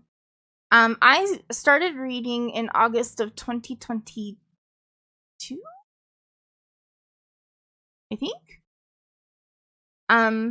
Because I was spending my nights alone, scrolling TikTok, and it was making my brain feel like it was going to melt out of my skull. So I was like, okay, so instead of scrolling TikTok, I'm gonna start trying to read. And I started, and I did it a little slowly at first, but then, so now every night, I am in bed by 10 p.m. like a good little child, and then I read for 2 hours, and then I go to bed. And sometimes I'll read for like 3 or 4 hours, and then I'll go to bed, because you know, who knows. Sometimes it's like this one was really good, and I accidentally read it in a day. Okay, so she's reading, okay. Traveling to Payne's Hollow, where the cabin hugs the shore of Lake Ontario, Sam is faced with the realities of her childhood and the secrets kept hidden in the shadows in her memories. Plagued by nightmares and paranoia, she begins seeing things crawling from the water and flitting through the forest, whispering to her, trying to draw her out of the cottage. Things that look suspiciously human-like. Outside of the cottage in the rippling waves of the lake seems to call out to her the promise of something even darker lurking just below their surface. This, like, description is shitty. I don't like it. Can you suggest any detective night novel? If you don't mind going to like classics, you can always do some of the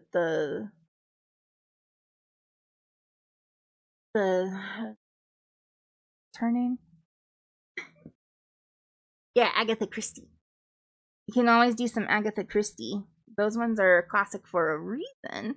I haven't read too many because I don't do a lot of detective ones. You can also do a fun one that I kind of enjoyed was I guess it's the Maid series. I have to look it up. We're done.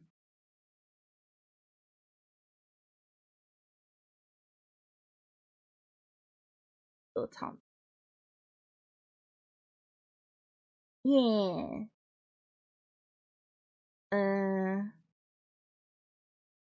It's Molly the Maid series, I guess.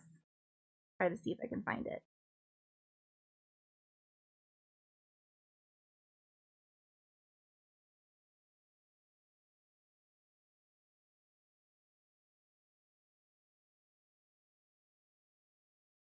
Yeah. Made by Nita Prose. It is actually just an autistic woman who is a maid. And I think that it was pretty interesting. So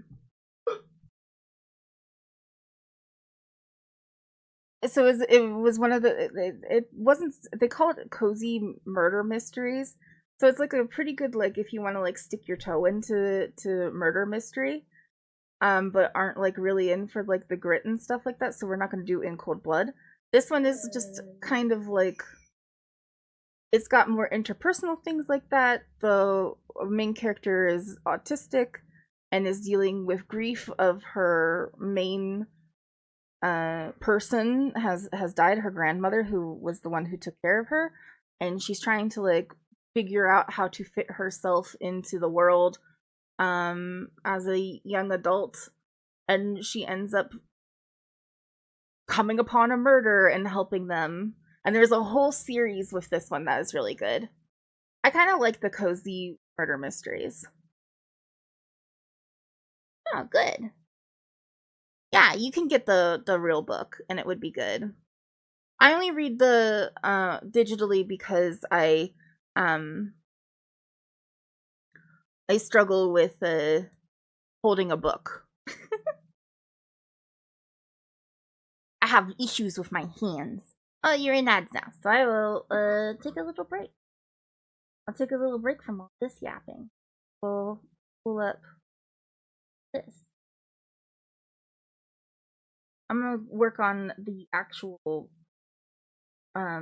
review of this one so we can get this one done with. Ooh, ads. Yeah. I'll keep the review up so you guys can see. So this one's still in the 3.2, but we'll give it a 3.5.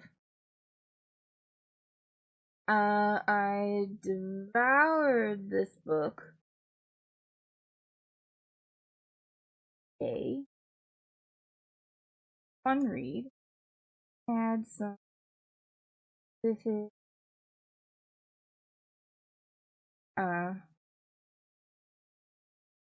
major issues.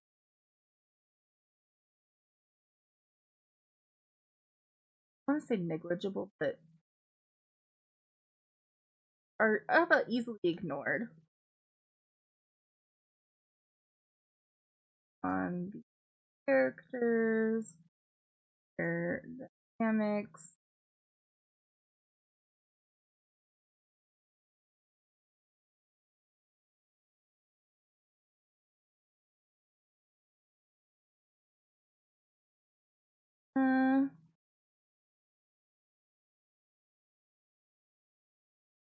Yeah, it's kind of like a nothing.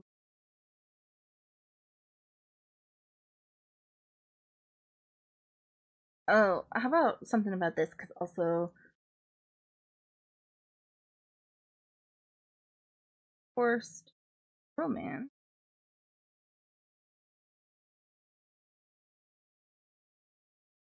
There are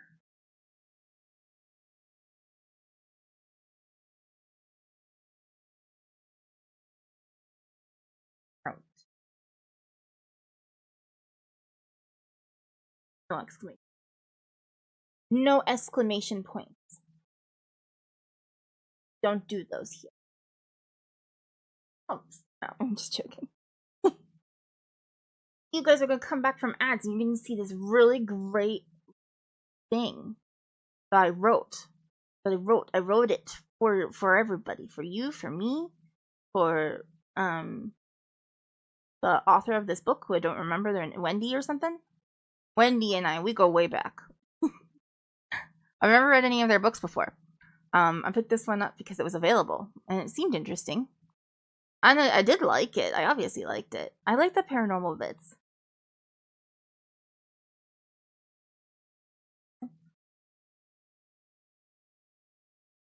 Fun. Now you get an estimate. You add one. Okay, welcome back from ads. Welcome back. Are you here? I finished. I did the review while you were gone, just so we can get through it. And I'm just gonna read it to you real quick. I gave it a 3.5. I devoured this book in a day. It was a fun read. My major issues with it are easily ignored, and focusing on the characters and their dynamic made this a much more enjoyable read.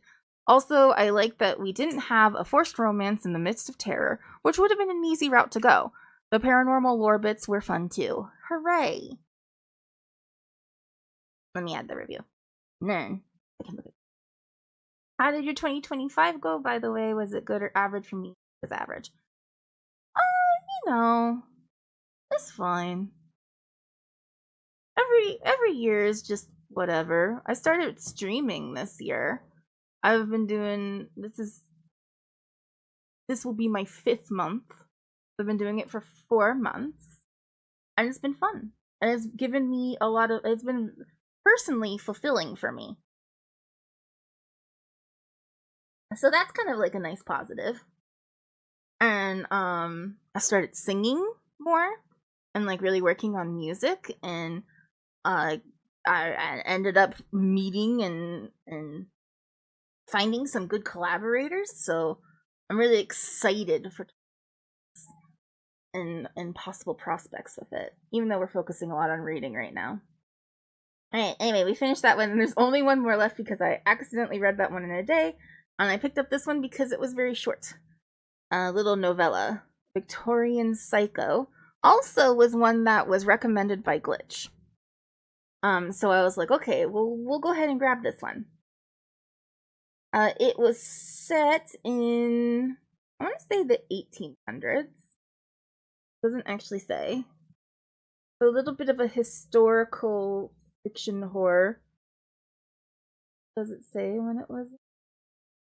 Well, it's Victorian, so yes, it was the 18th. Victorian. Okay, yeah, all right. Ignore me. They're in England. Winifred Naughty.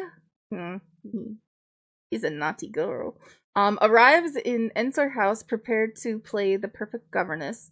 She'll dutifully tutor her charges, Drusilla and Andrew, tell them bedtime stories, and only joke about eating children.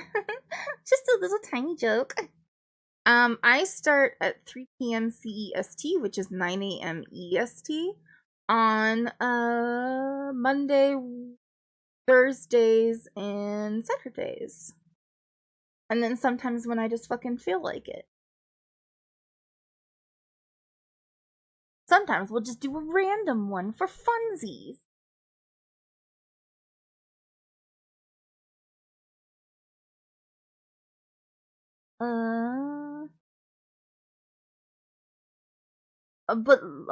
But long listless days spent with the estate's dreary confines come with an intimate knowledge of the perversions and pathetic preoccupations of the Pounds family. That's a lot of P's. Christ. Mr. Pounds can't keep his eyes off Winifred's chest, which gets a little bit weird at the end. And Mrs. Pounds takes a sickly pleasure in punishing Winifred when for her husband's wandering gaze. Also kind of fucked up. Compounded with her disdain for the entitled Pounds children. Okay, honey? Something? Okay. Winifred finds herself struggling every turn to stifle the violent compulsions of her past. Okay. French tutoring and needlework are one way to pass the time, as is admiring ugly portraits in the gallery and creeping across moonlit lawns. Okay. Oh, excuse me. I try to mute when I cough. That was bad. Patience. Winifred must have patience, for Christmas is coming, and she has a very special gift planned for the dear souls of the Ensor house. Brimming with sardonic wit and culminating in a shocking conclusion, Victorian Psycho plunges readers into the chilling mind of an iconic new literary psychopath. Yeah, it was weird. Just a lot of murder. And like memories, and she's a psycho, that's for sure. I did like read this really, really quickly. I'm trying to think what I thought of it.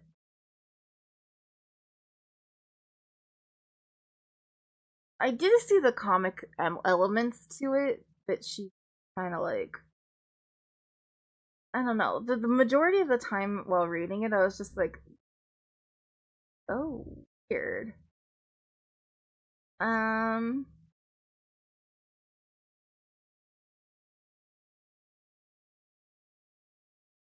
think that it was an interesting gaze into an unwell mind. Oh, have a good night. Get some good rest. I hope you had a good start to your 2026, and I hope to see you around again. Have a good night. Bye, Hamid.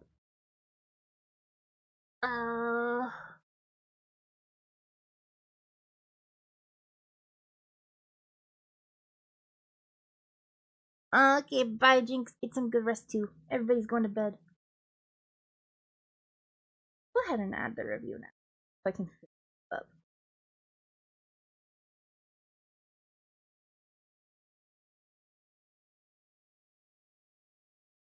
I'm in the threes again. I get another 3.5 because I don't think I want this on my shelf. This one I don't want to own a copy of it. And that's like but I did enjoy it. I really liked. I can kind of see some of the humor in it, but I feel like the humor was less like laugh out loud, more like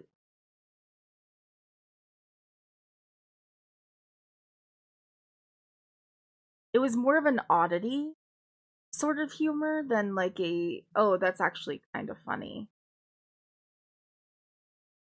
More of a scoffy. It made me think a lot about Victorian wealth disparity, and then issues that really plagued the poor at that time, which contributed to the main character Fred's mental state. The fact that she was drugged as a child, not great. Probably did not help with a lot of them. Not good. Very much contributed to what happened to her later on, and then like being denied by the father so much, and then the twist at the end being revealed. Like a lot of this I can see sticking with me for a long time, and I'll probably think about it. Definitely not something that like I disliked by any means. Just not something that like I loved. I feel like a 4 is I loved it.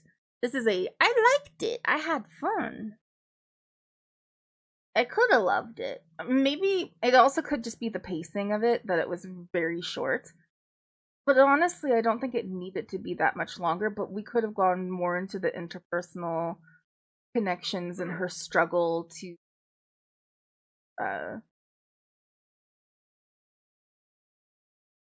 become friends with anybody, but not capable of it. Psychopath. So, I don't know. There would have been something more interesting with that, because there's sort of like this sort of tension between her and the other staff at the house that like builds sort of slowly, and I feel like we could have done more of that if it was a little bit longer, which would have been interesting. More of a lead up would have been nice, and the ending was pretty fast, but it kind of makes sense that the ending was fast. I don't know. Yeah, I agree. I think that there could have. I may have enjoyed this more if it was just a little bit longer and the pacing was done a little bit different. But for a little novella, it was a fun read. I just think that it might have pushed it to a 4 if it was a little bit longer, and the pacing would have been a little bit. Yeah. Okay. Nice for a novella. I liked having insight, unwell mind, made me of well clarity and the poor felt with at the time, that apps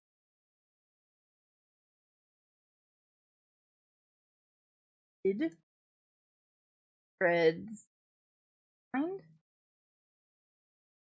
and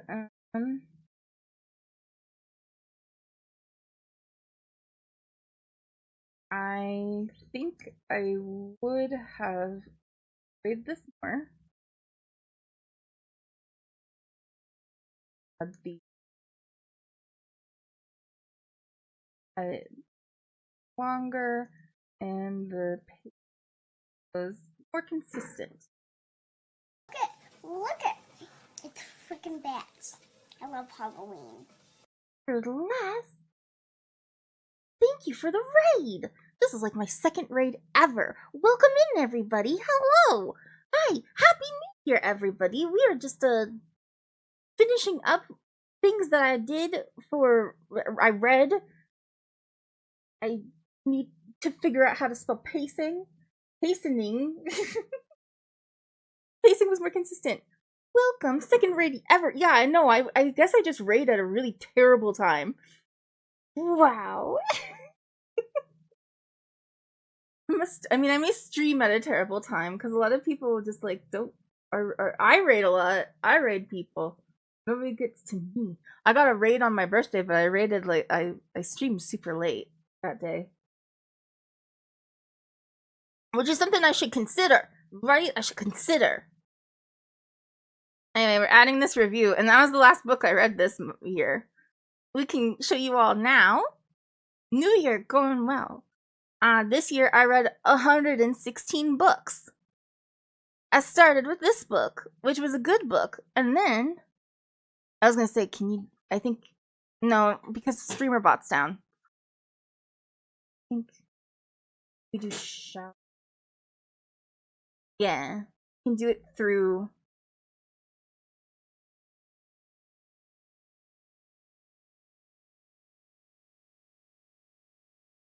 There we go. As good as we can get. Everybody who is here, make sure you give a good follow for Les. Thank you again for and thank you for the follow as well, for the raid and the follow. What were you up to? What did you get to on your New Year's stream? How was your New Year's Eve and what you got going on for 2025 and then now for 2026? How's it going? Monster Hunter. We looked at some songs from Monster Hunter once. I wanted to sing the diva thingies from Monster Hunter Wilds. I passed out for New Year's as well. Well, no, I really quickly finished Victorian Psycho so I could have like an even no carryover book.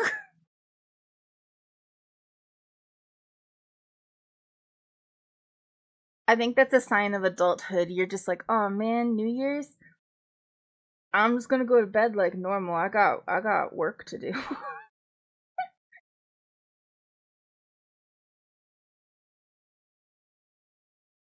Get up to anything fun in your stream today? Any achievements met? I don't really know what goes on in Monster Hunter, to be perfectly honest. It looks cool though. I stream off of a laptop, so I can't like play very many. That's why we do a lot of book stuff. Lots of book stuff, right? Well, no, we do book stuff like every couple of days, usually on Mondays, but I miss my Monday stream. Usually we do music today, but I didn't pick a theme, and I didn't think that many people would be available for a New Year's stream anyway. Let's get rid of this too. Go to the bottom now.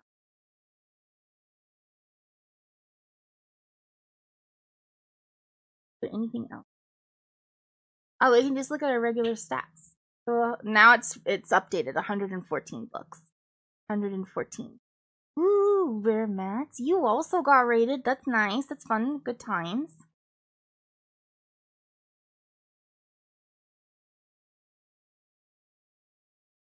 Yeah, I follow a certain sort of mood for books. I read mostly horror. Mostly medium pace. Mostly 300 to 500 pages. I only read fiction books. How many did they say? 80 horror? I think that's maybe not. I guess it's fair. I guess it's probably fair. And then with horror tags. And then I made a 2025 plans one. I reread a lot of Kate Alice Marshall. Yeah, I was going through a lot of different people. I didn't really discover Rachel Harrison this year, but I first read one of her books this year and then like read a couple more. Nat Cassidy is the same. Sylvia Moreno Garcia I'd been wanting to read for a while and finally did. Bryn Weaver I've been reading for a while. TQ also.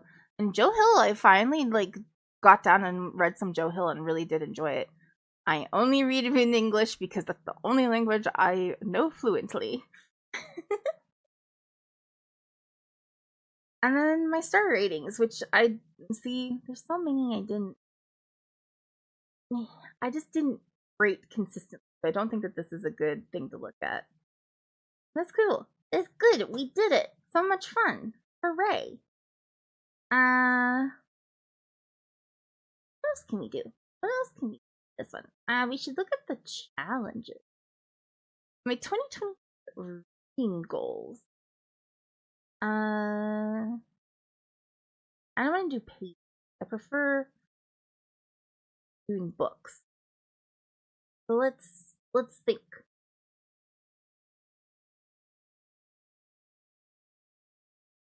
So 114. I don't always want to go up. I do want to like consider like a little bit slower, but maybe suggesting to myself that I should only read one book a week is not good. Maybe not the best thing for me because we know I'm gonna read more. I'm averaging somewhere around 100 to 150 pages a day now. But that might change. And also like I don't know what the new year will bring, and I get like a little bit anxious because I have the thing with my eye. I don't know. What do you think? What is a good one?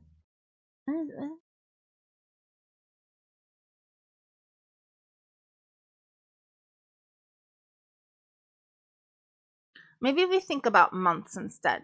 Because I was starting to average about 10 per 10 per month, 10 books per month. But that doesn't necessarily mean anything.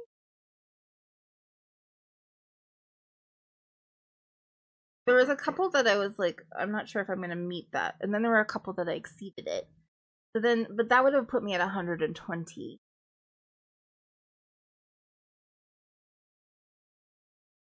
Yeah, it's low for you. Not be a bad goal to set. It's a goal.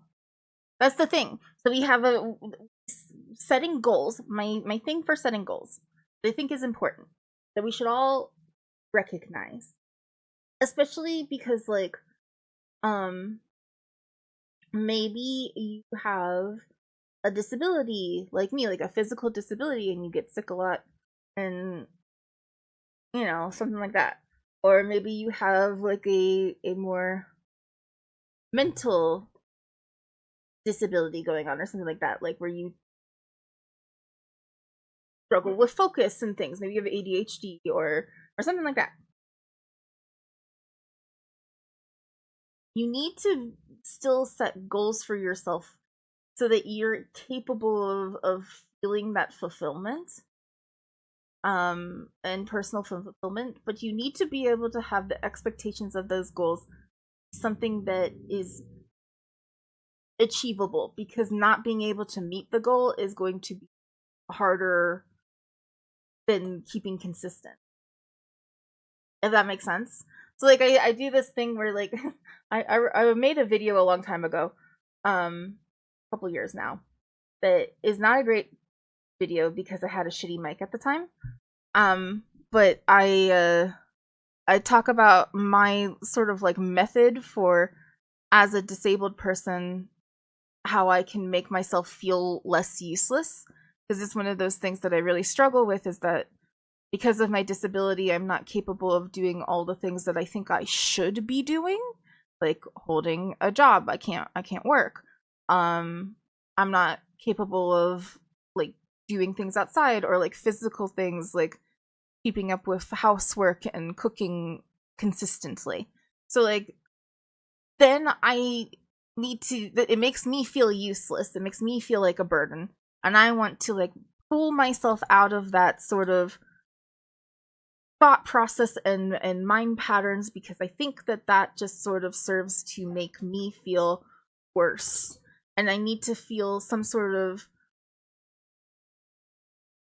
progress towards something. So I need to pick things that are goals and ways to achieve things that are something that you can do daily, something that is you can do no matter what physical state or mental state you are in, and something that like will help you to just sort of feel fulfillment instead of just sitting around wallowing in feeling sad. Does that make sense? And I have like a method for it where it's like pick something that you know you can do every day. Pick something that you enjoy. Pick something. Oh, thank you so much, Sylvine, for the follow. And then also be pretty flexible with those things, because things are going to change for you. For me, you know, I struggle a lot with pain in the winter months. I struggle a lot with it also when it gets really, really hot outside. It is a hard time for me. So I need to adjust in those times and know that like spring and autumn are going to be my more productive times for physical stuff. So I never put an expectation on myself for something that I physically do. So I'm never like, oh, I'll cook twice a week, because I don't know if I'm gonna be able to cook twice a week. Who knows? So you know, I say I will cook sometimes when I feel like I can, and we will have a delicious meal that day, because I'm the better cook in this house. You feed us, it's fine. And then like one of the ones that I did put in was like reading every day. It doesn't matter if I read 1 page or 1,000 pages, as long as I read that day, it counts. And I've been keeping that up since August of 2022. I'm over 1,200 days in a row of reading. And I still want to keep that up because I do enjoy it. But I can't pick something, I can't give myself a goal that I think is too outlandish and won't take into account my unpredictable medical needs. Because I have a blind spot in my right eye, and that I might need surgery for it. We'll see. So far, we've been avoiding surgery, and they've been trying to avoid it for me, because it's in such a weird spot that if they can't do it laser, they would have to do it with needles, and nobody wants to do that. And it's in the center of my vision, so if they fuck it up, I could just like go. They could make it worse. So we don't really want to do surgery on it. We want to see if it'll go away on its own. And it's sort of shrinking, but it also gets worse sometimes. It depends. Huh? Yeah, it's moving slowly. It's migrating. Nice.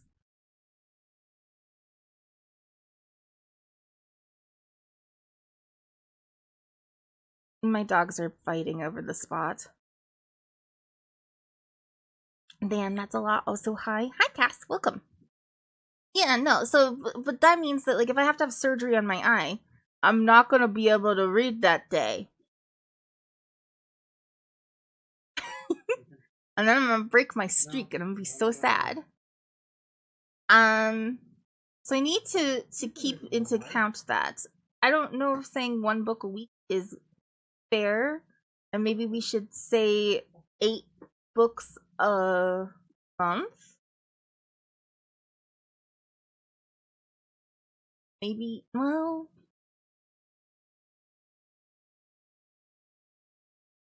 I don't know. My dogs are fighting over the spot that they both like.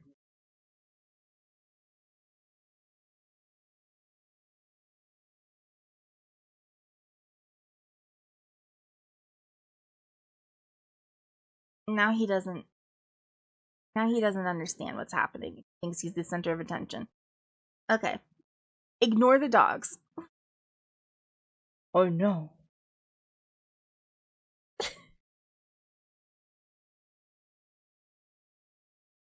He's gonna wrap himself up in cords again, and we're gonna have to. Okay, he's being a silly boy. What it? I think like I read like a book and a half of. What did I read this week? Or this month, I mean. Let's look. Look. Stats, I think it's under. Ooh. Number 5. Looks like. No, December. I did 10 books again. Some of them were short though. Two of them are pretty short. I don't want to. If I'm averaging right now 10 books a month, saying 8 books a month isn't terrible. Right? So that would mean 96 books. So maybe say maybe 8.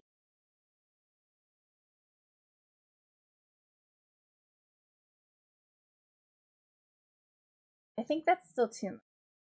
I think I'm gonna like more towards like 8. So if we say 7, 7 makes it 84. So if we say like 85, maybe that would be good. I feel good with 85. 85 books for 2026. Go ahead and keep me updated. That's fine. Hooray! We've done one goal. We've done one goal. 86 or 85 books for this year of 2020. Let's take a look at the to read pile. We did have a couple of things. We have a bunch on here from playing Tiny Bookshop.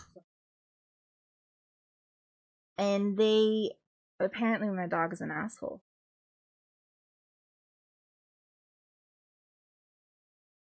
A lot of them were from Tiny Bookshop. Oh, we already finished. That's why. We're not gonna do that. We're gonna.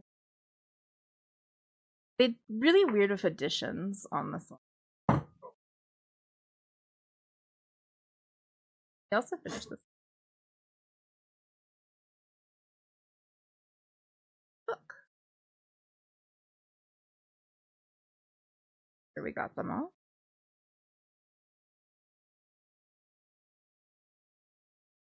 Yeah, the only ones that I'm seeing from like the plans saw earlier on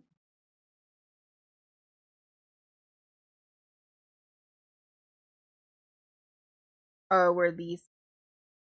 I wanted to read the Belgariad prequels, and I didn't do it. I just never got into the mood for it, honestly. I was really like enjoying my horror reads, and I picked up on like, oh, this is gonna be the year of horror apparently, like in February, and I pretty much stuck to it. And there's just like not enough darkness in the Belgariad stuff for me to consider it dark enough fantasy. For it to like fit in. So I didn't end up reading them.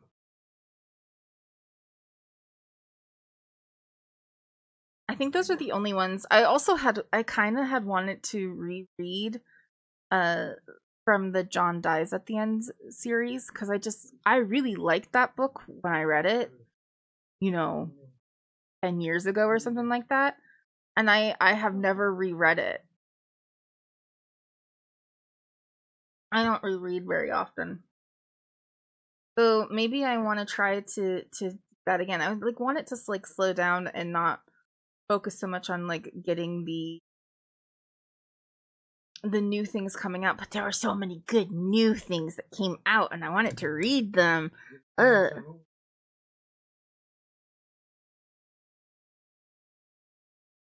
don't have to read. I don't necessarily want to stick with it. I don't need to, but I don't want to. He's a problematic author, and I gotta be careful about that. I don't know what I want to do for this year. We had talked about doing 1 month of reading things that Tiny Bookshop recommended. But I kind of think I just want to play it by ear and just sort of see what's coming out, what's happening. I like sticking to horror, but it doesn't have to.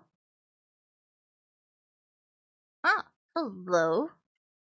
From Nihon. Welcome in. Said that in accent, that's the worst. Hope you've had a good first day of your new year. Oh, second day. It's a good start. Yeah, they should, but it would be late at night. Or early in the morning. Correct. Sayonara 5:20.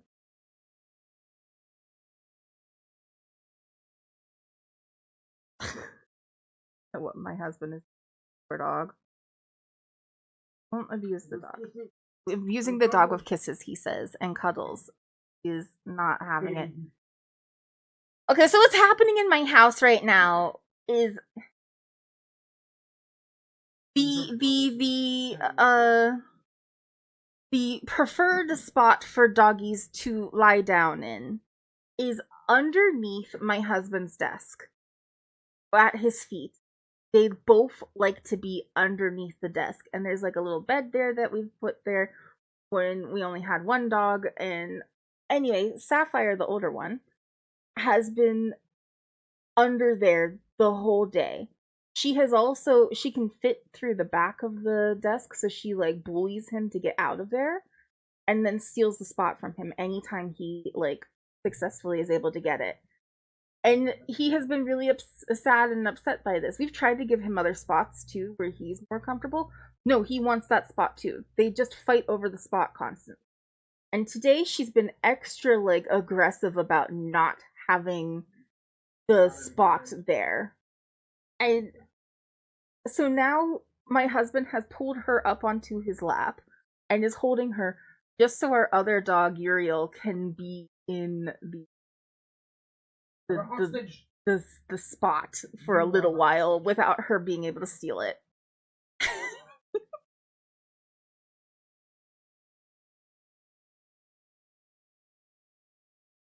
Oh, just say I thought it was kind of. It's sort of morning here. Yeah, for Glitch, it's evening for me.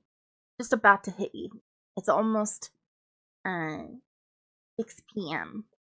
Well, it just turned 6 p.m. It's about noon for you over there in America. My name is White Japanese. That's what my last name, French. I'm not gonna pretend. Stop. He's just gonna yell at the dog. It's gonna. Sapphire, come here. Sappy, up.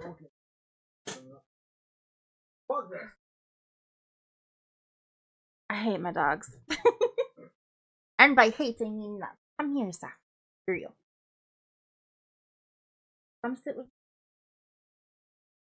Oh my goodness. Okay, never mind. They can just fight. Anyway, we got one goal done. We're gonna do 85 books this year. We have other things, other goals, and things that we're doing. Oh, pleasure to meet. Enchanté. I live in France. Enchanté. Sort of. I don't know. Nobody's ever said that to me. Probably because they were not really pleased to meet me. What else do we have? Music. So usually on Thursday we do music. Today we are not. Because it's New Year's Day, and I wanted to look at my reading stats and stuff. I thought that would be fun. But I did want to talk a little bit about music stuff.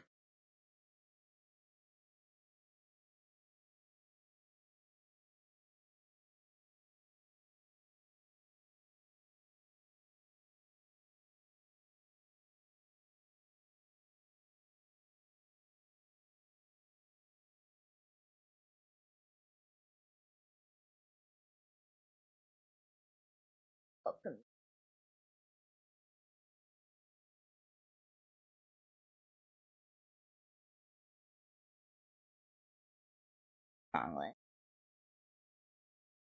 That showed the greatest fit for y'all.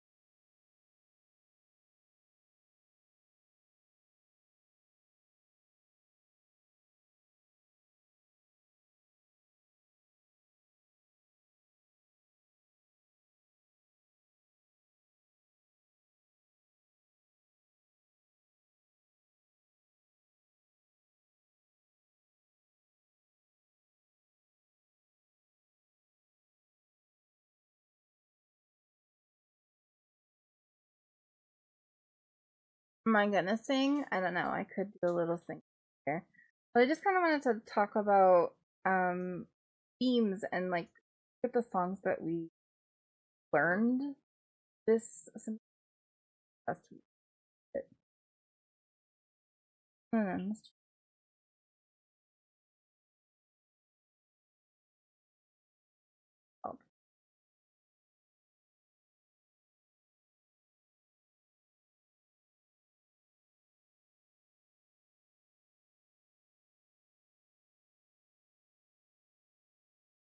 Or better. That's what might be a more efficient. Just looking did the year in review again. Help a little bit more. So our first one was we did classical music. The song that we actually learned how to do was Dido's Lament. Then we went on to do Broadway musicals, and the song you guys made learn how to do was what? That's not correct. Oh, because I didn't want to sing it. It's popular. It's popular. It was popular, and I didn't want to that one. So I also learned Flowers from Hadestown, and then we did music from the Pop Girlies. The one that we actually picked was Chapel Roan. Then we did content creator music. The one that we picked was from Comfy Beats, which is also Lily Pichu. I already sang all these ones for us. We did K-pop, and we picked two, and I still can't get the other one, but I ended up being able to learn Golden. 90s music we did was we picked Tori Amos. Then we did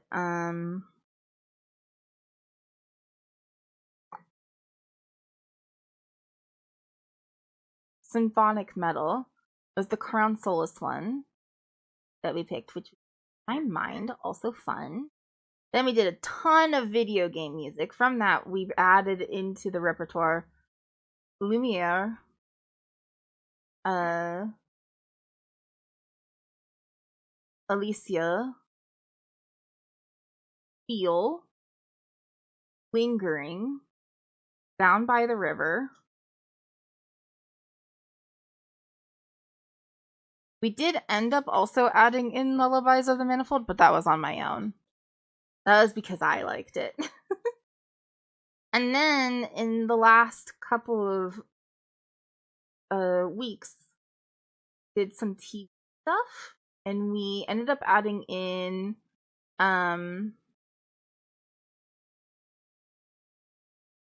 what is the name of that? What was the one that we added for this one? Oh, the Shin Godzilla one. That one was fun. And then we did a bunch from the animated films one. We ended up adding in to the repertoire What If I Forget Your Face, and Into the Unknown, and Love Like You, which was fun. And I've also been working on learning It's Over, Isn't It?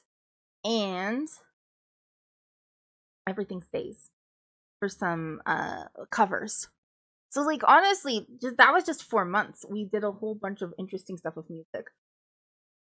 I know we've gone over this, but I just kind of like wanted to like take a little look back, think of the things that we had already that we added. It's been kind of like a really cool way to consider how to put in some different songs, new ways of learning different songs, being exposed to different stuff, which has been very fun.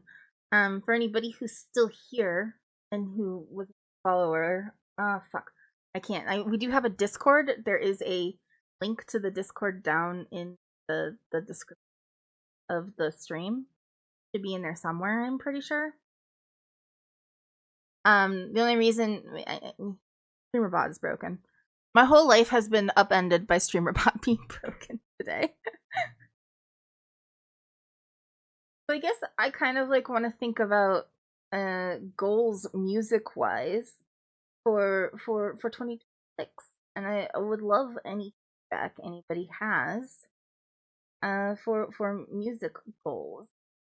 I know like one of the big music goals that I have is like really work on more covers instead of just karaoke. But that has been like something that I've been working on with our buddy Fort for a little bit. I'd like to like meet some other musicians who would like to collaborate. I have something kind of in the works with somebody that we've met through streaming and rating, and that has been kind of fun.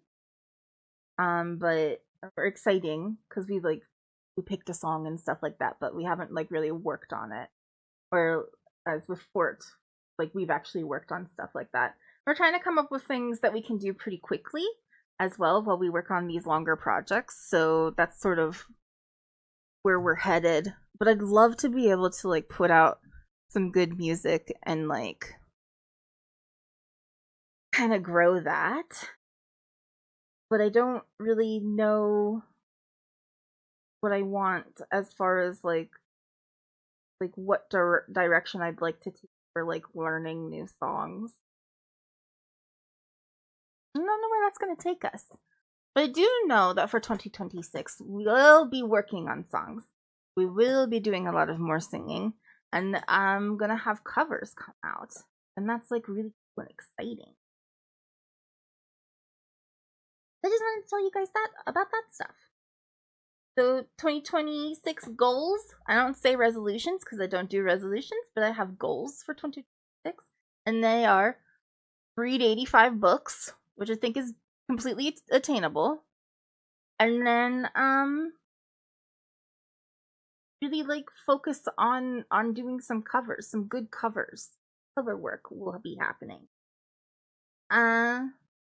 And just like really like growing that part of whatever the fuck this is. I'd like to consistent with like putting out content but I can't promise that, so I don't want to like throw that into the goals list.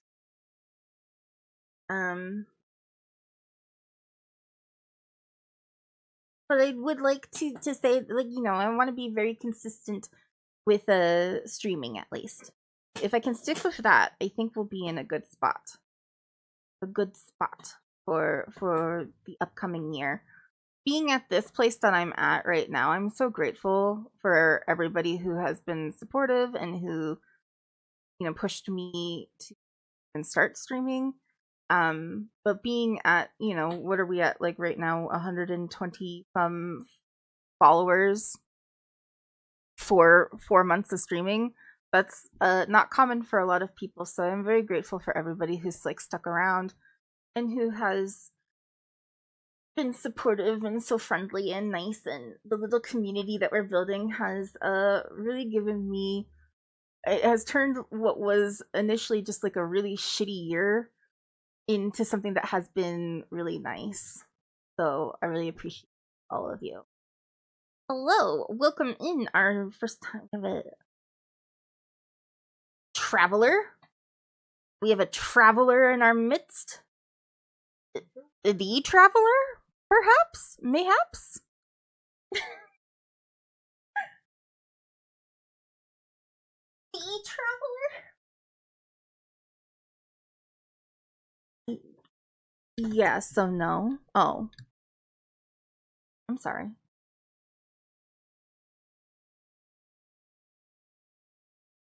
Unfortunate. Well, no, fortunate. Maybe a little fortunate. Maybe a little. Just wandering through Twitch. Okay. Well, that's fun. I hope. I thank you for coming and hanging out here. Yeah, lots of new people. I even kept us in just chatting because I didn't know what we were gonna do. I didn't know exactly what we were gonna do all this time. We've been throwing and chatting for a while. Oh, good. Well, you take a load off, man. Chill with us for a little while.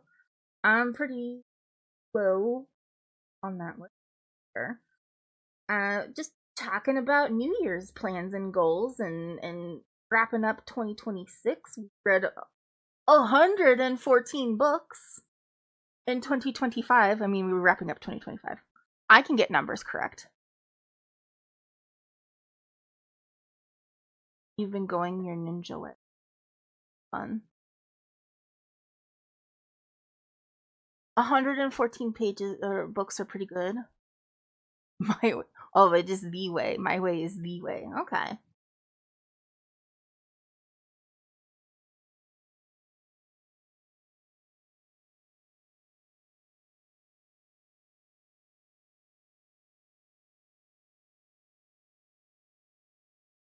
One 114.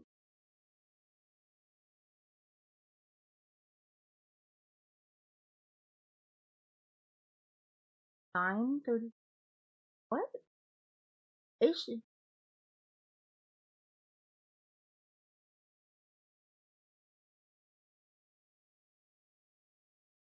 add. Only do them for an hour. It's as low as it can make it. One or two go for a stream popping in. It's been like 7. It's wild. I think it's because it's New Year's Day. You guys are in ads. I'm so sorry. I don't know why it's giving you that many ads.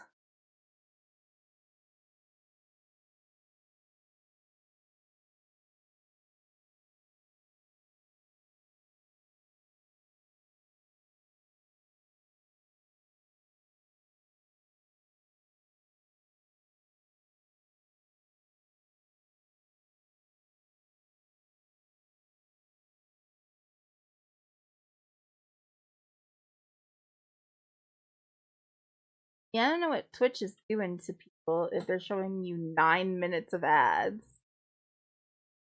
I definitely do not have it set up for 9 minutes.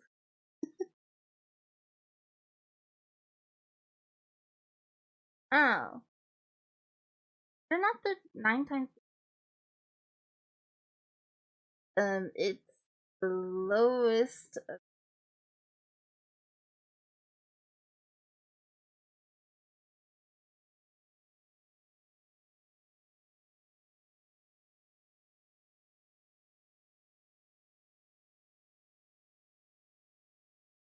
At affiliate, you have to do 3 minutes of ads an hour.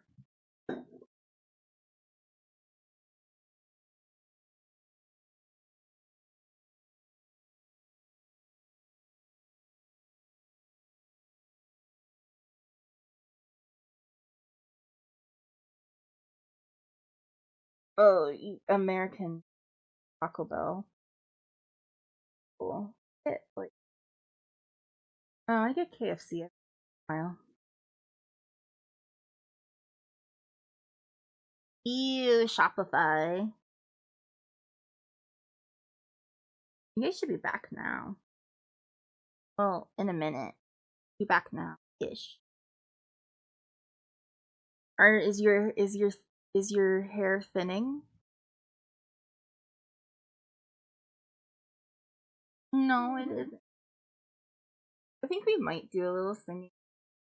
Well, we'll attach it. Welcome back from. It'll work if that's not. StreamerBot is broken, so half of the is broken. Hooray!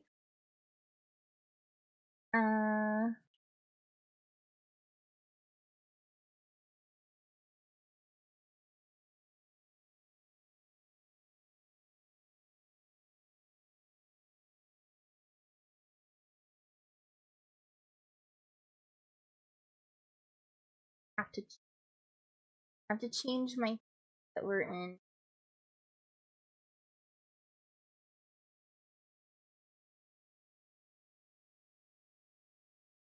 Let's see.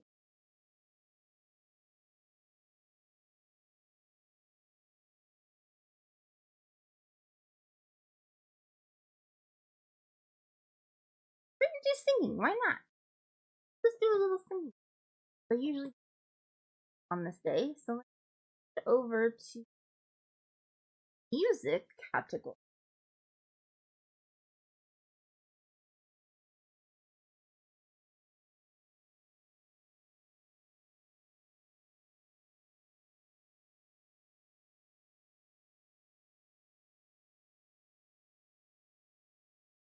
There. Update. If you need to get going, you can, but if you'd like to hear a song, you definitely also request a song real quick. Stay for a song and then wander off to your next place. But if not, thank you so much for stopping by. It was nice chatting with you for a little bit. Yes, if you like, I put the song list up. I'm apparently gonna sing Alicia. So if you would like to click on the link, it shows all the songs that I can, and you can do a request. Let me go pull up the right song. Turn off our background.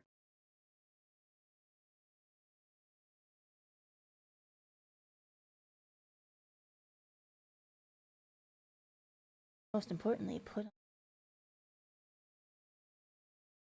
on the reverb mic. It's very important. So Expedition 33. They're obscure Alicia.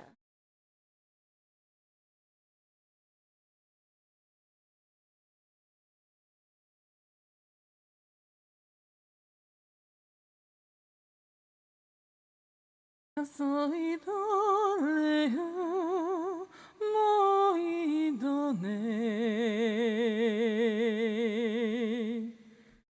Do se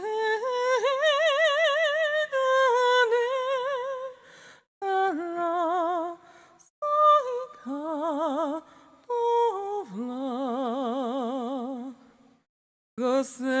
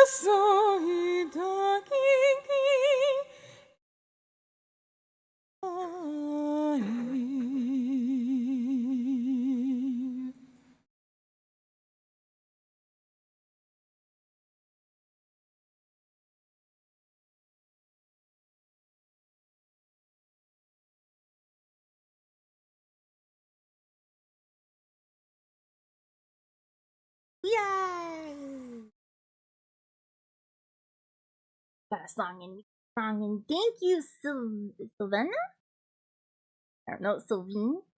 An E or an A on the end. Oh my god.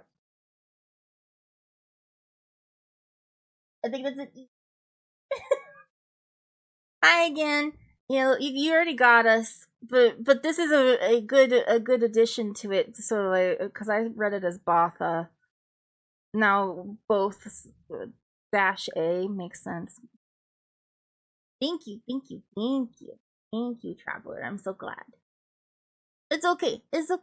Yeah, you already hit us, but that's okay. I appreciate you. The addition to the dash though really does help. I've been going for a bit. And we switched to music. So you got us during our chatting time, and now we're in music. We switched categories. Hellfire? No, I don't think I can. To be perfectly, for real. Oh, thank you for the follow, Kenji. Thank you. Let me see if we got any other.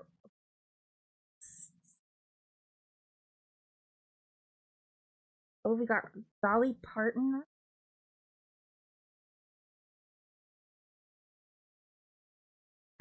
So we'll do Jolene too. Let me get.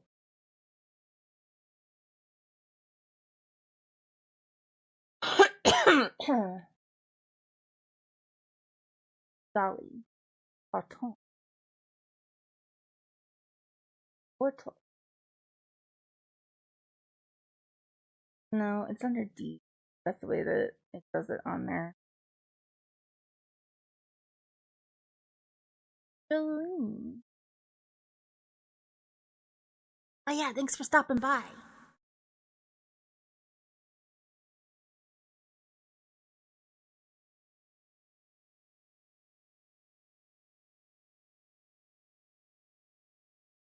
Jolene, Jolene, Jolene, Jolene, begging of you, please don't take my man. Jolene, Jolene, Jolene, Jolene, please don't take him just because you can. Your beauty is beyond compare, with flaming locks of auburn hair, ivory skin and eyes of emerald green. Your smile is like a breath of spring, your voice is soft like summer rain, and I cannot compete with you, Jolene. He talks about you in his sleep, and there's nothing I can do from keeping from crying when he calls your name, Jolene. I really should just pick a better man. And I can easily understand how you can easily take my man, but you don't know what he means to me, Jolene. I need better standards. Jolene, Jolene, Jolene, Jolene, begging of you, please don't take my man.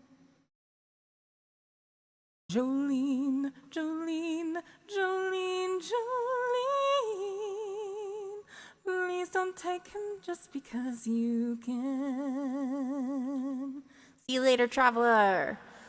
You could have your choice of men, but I could never love again. He's the only one for me, Jolene. I had to have this talk with you. My happiness depends on you, and whatever you decide to do, Jolene. Jolene, Jolene, Jolene, Jolene, begging of you, please don't take my man. Jolene, Jolene, Jolene, Jolene, please don't take him just because you can. Jolene.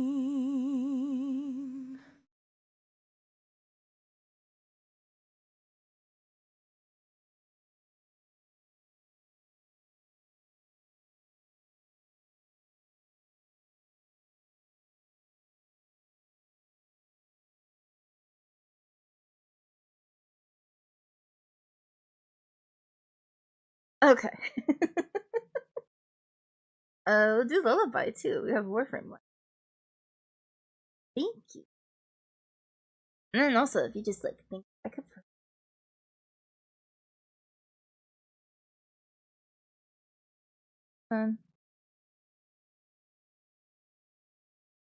There it is.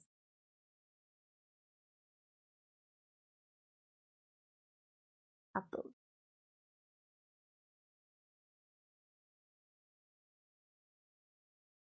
And then I need to adjust things.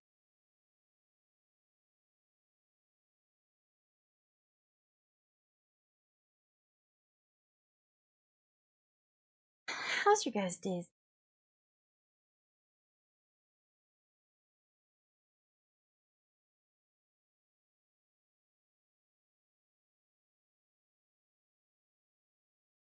Frame. Should be easy to find. At the end. Was I correct? Because I did a lot of Warframe the last couple of days. Did this one stick in your head? Did this one stick in your head when we did the Perfect Take stream? Because this one is one that it has lasting effects.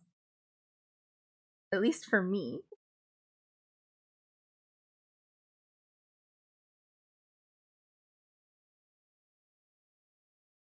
Okay. A little bit stuck in your head. Okay. Now you can see the song and you can see the lyrics. I fixed it. Let's do it!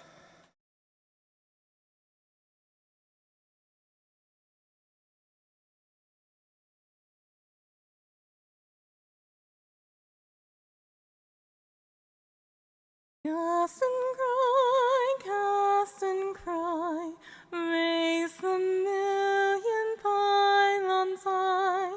All our kin were bound to fly, for that far shore forlorn. Onward high, who but we may tame the sky? Who but we shall distant die on that far shore forlorn? Velvet blue the meadows lie, lo, the haughty ones defy. Gold shall never break our tie to that far shore forlorn. Onward high, who but we may tame the sky? Who but we shall distant die on that far shore forlorn?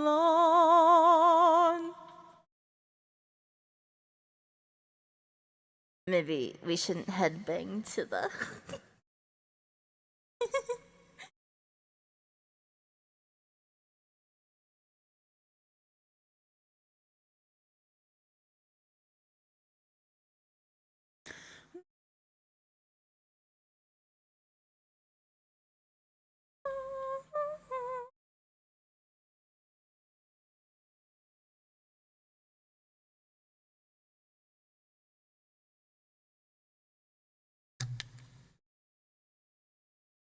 Mouth to mouth and eye to eye, sleep where comets whisper by, sleep where constellations sigh of that far shore forlorn.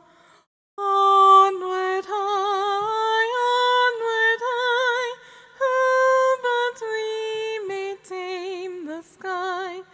Who but we shall distant die on that far shore forlorn? Onward high, who but we may tame the sky? Who but we shall distant die on that far shore forlorn? On on that far shore forlorn.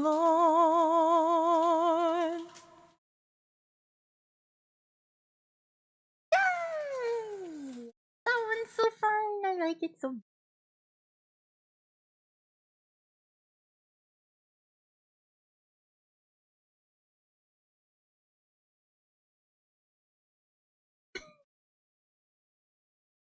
Wait, was the next one? Of course, that one. Of course. I thought so. That one's a good one. These are the ones that get stuck in the head. Can't stop them.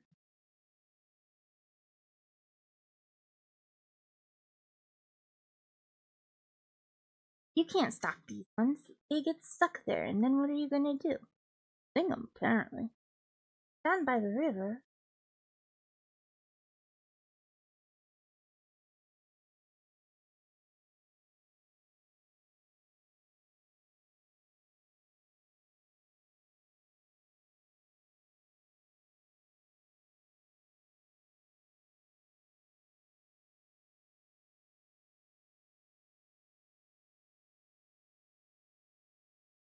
Place your heart with mine.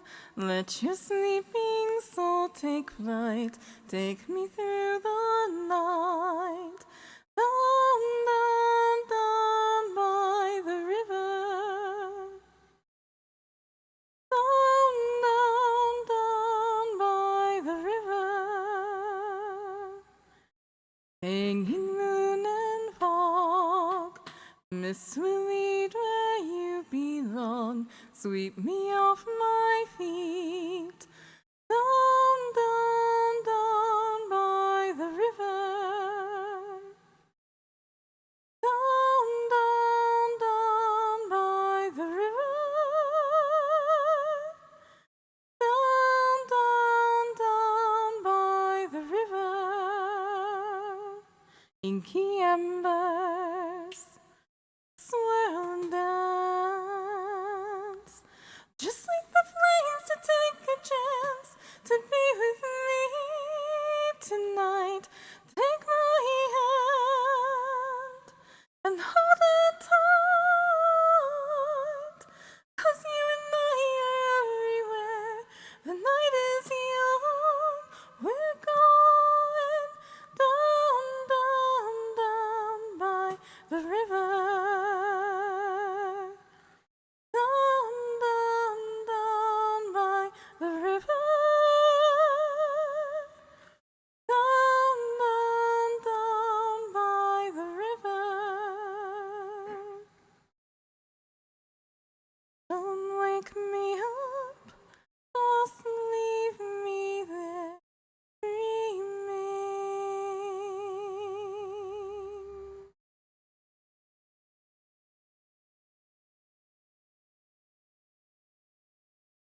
Yay!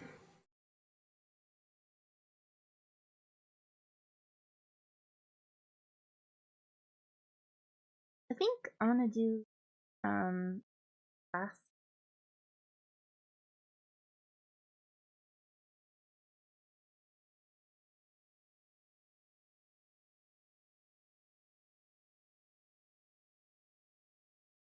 Yeah, we did.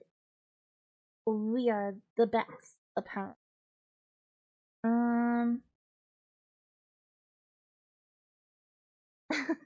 Thank you, Celine. It means a lot. um, ooh, thought maybe, and it was like, oh, that would fit in with what we just did, but one.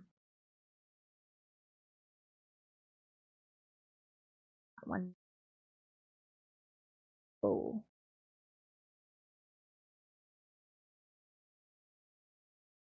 I like this.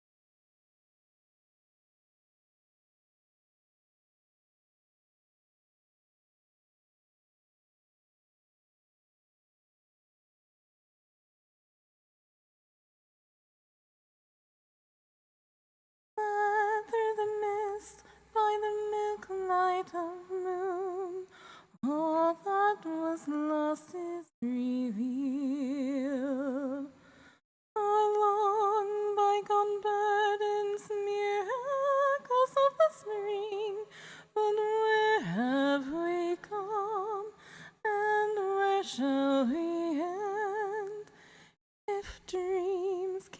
true, then why not pretend? How the gentle wind beckons through the leaves as autumn colors fall.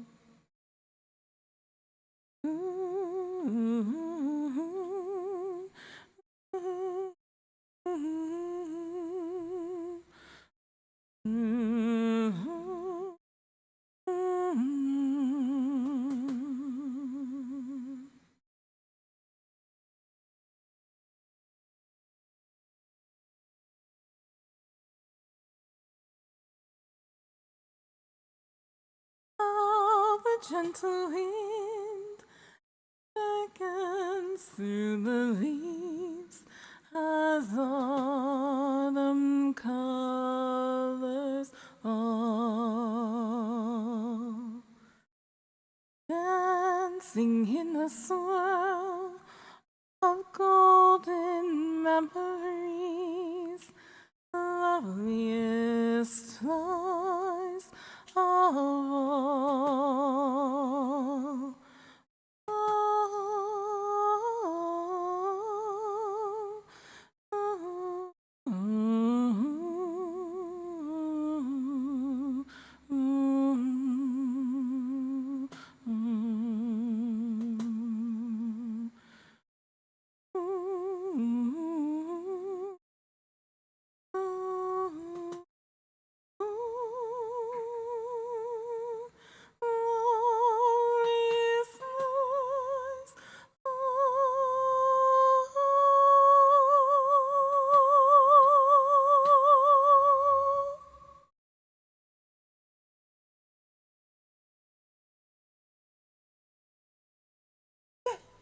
That one makes me so happy.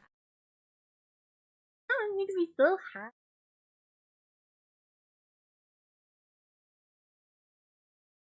Did that one, Mark? I need to figure out what we're doing this month.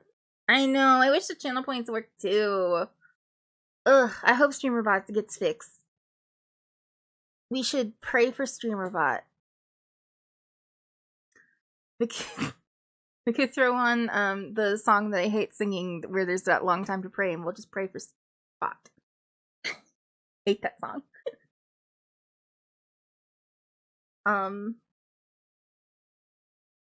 Lord, I just want you to put your healing hands on the developers of StreamerBot. Guide them through the wilderness of their server issues to bring my channel points back online.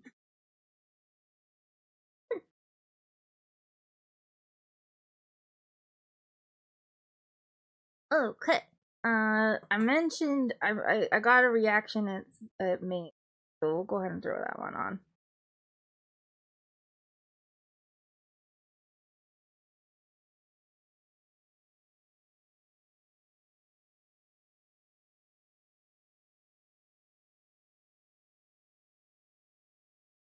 In me an evening song shines down upon you. May it be when darkness falls, your heart will be true. Though you walk a lonely road, oh, how far you are from home.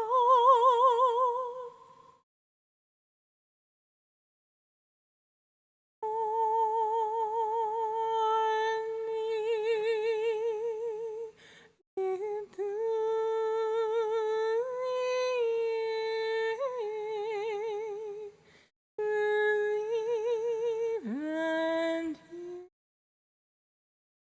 your way.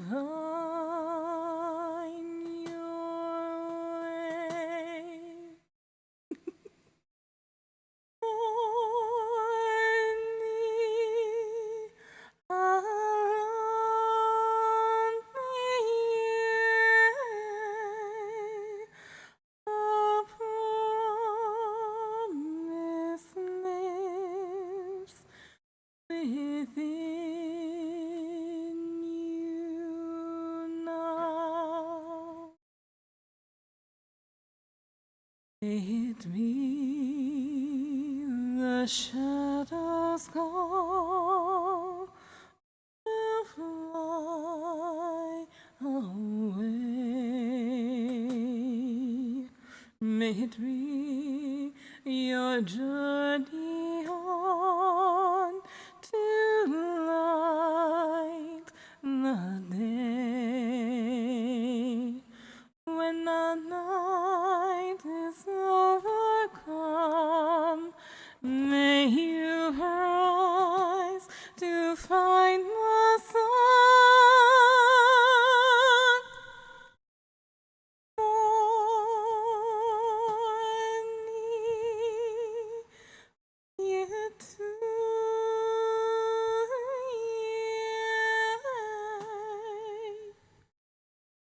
Believe and you will find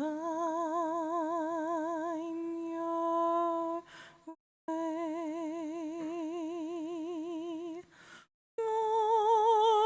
Morning along the way, a promise within you now. A promise lives within you now.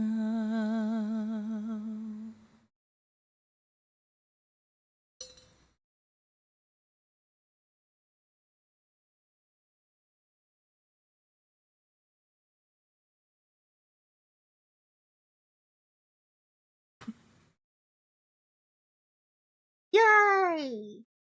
Oh, that's it. Well, put it in. I put it in. I put it in on my own. We did it at the same time, probably. Yay! We did it though. That was a good one for the traveler to stop by again. Made sense. Our traveler came through on the song about traveling.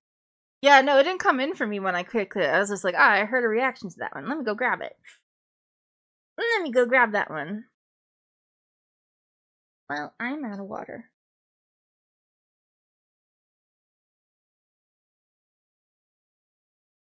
But.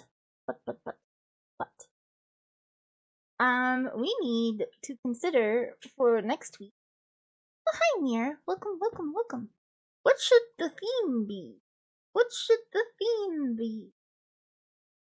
Yeah, the Hydrate Redeem has been redeemed many times, apparently, because I, am out of water. What should next week's theme be? I'm gonna pull up. Let's see what we had. I have here. I wrote some down. In the handy notebook of good. Here we go. The theme ideas that we had were bardcore folk. Basically, if you would hear this in a Renaissance fair, that fits the criteria.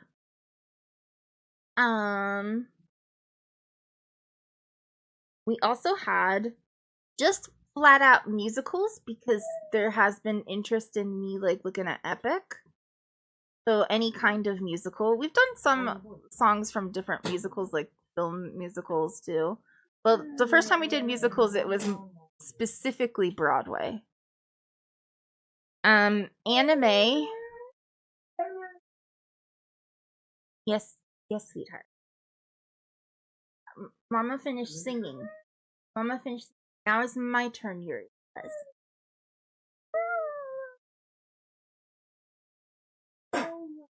You have to join in. He likes when we join.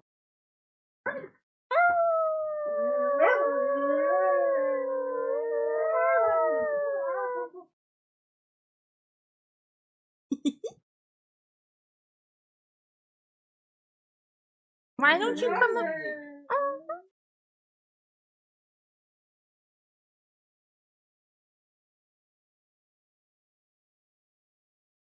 he's more of a he's a husky. I have a husky. I would show you him, but I can't because streamer bot's down. He is being his mouthy husky self. And sometimes he came up while I was singing, which is why I start messing up a little bit. Is he came up and he was like sniffing at my face, and it tickles. And I was surprised he didn't start doing his mouthy stuff.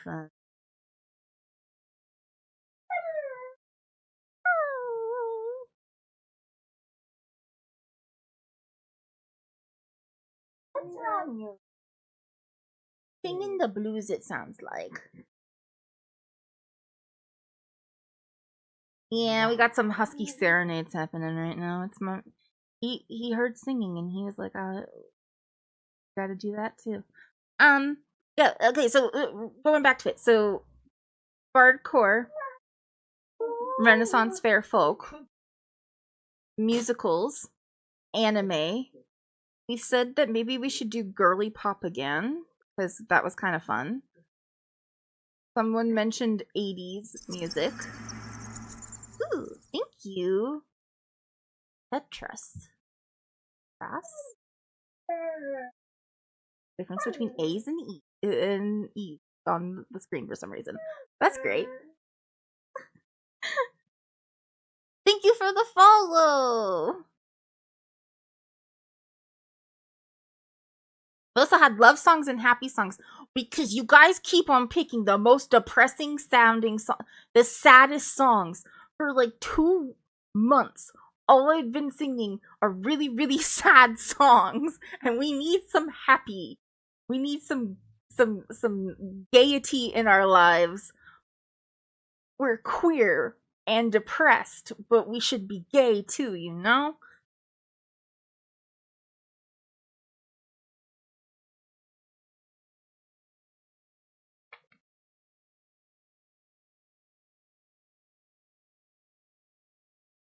I don't know. I gotta plan out this month though. So there'll still be 3 weeks. We should do happy songs. But like I need to give you guys like a little extra time to look for happy songs too. And I'll need time looking for happy songs. So don't necessarily want to do that next week. What's an easy one though? Musicals might be easy.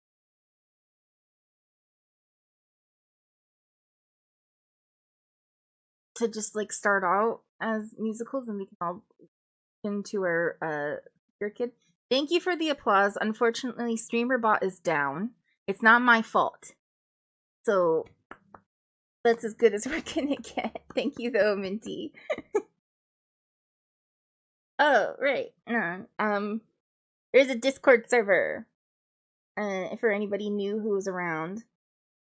I can't bring up the link because StreamerBot's down. But there is a link in the description of the stream in my information tab. So feel free to join the Discord server if you would like. And then you can be part of the suggesting of songs. So every Thursday, hi Lost, welcome, redeems are broken. I'm sorry, StreamerBot's down. I could try to bring it back up now. See if it's up. Let me check. Is it done?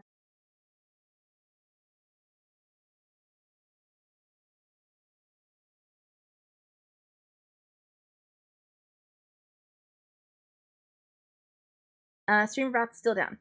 Their servers are broken. Oh, you've been checking. Oh, thank you. Wait. Yeah, I could. So if you'd like to join the Discord server, you are more than welcome there. What we do is on Thursdays, every Thursday, we have a theme, and I listen to songs from that theme and sing songs from that theme as well. But the ones that we listen to are songs that I haven't really heard before or don't know very well. And then at the end of the stream, we have a poll, and whichever one gets the most votes is the one that I will learn and then add to the song list eventually. At the end of the month, so the 4th Thursday of the month, we have a performance week, and I sing all of the songs that we picked that month, and then do just random karaoke, like regular karaoke.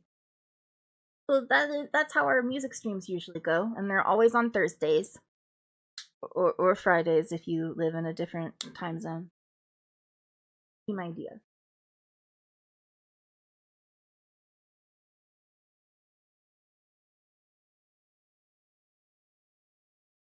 So just Pokemon themes?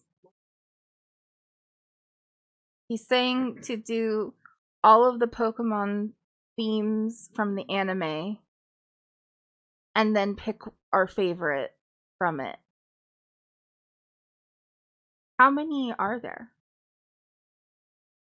20 something?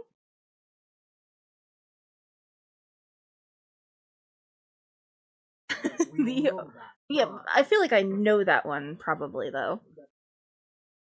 I don't know if that one would count. I would know it.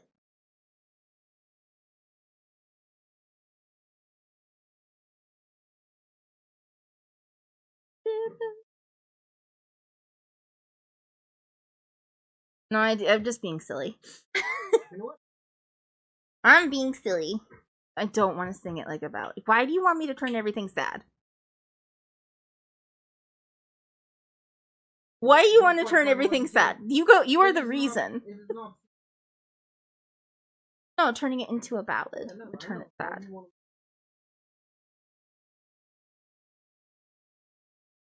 Because your voice is pretty.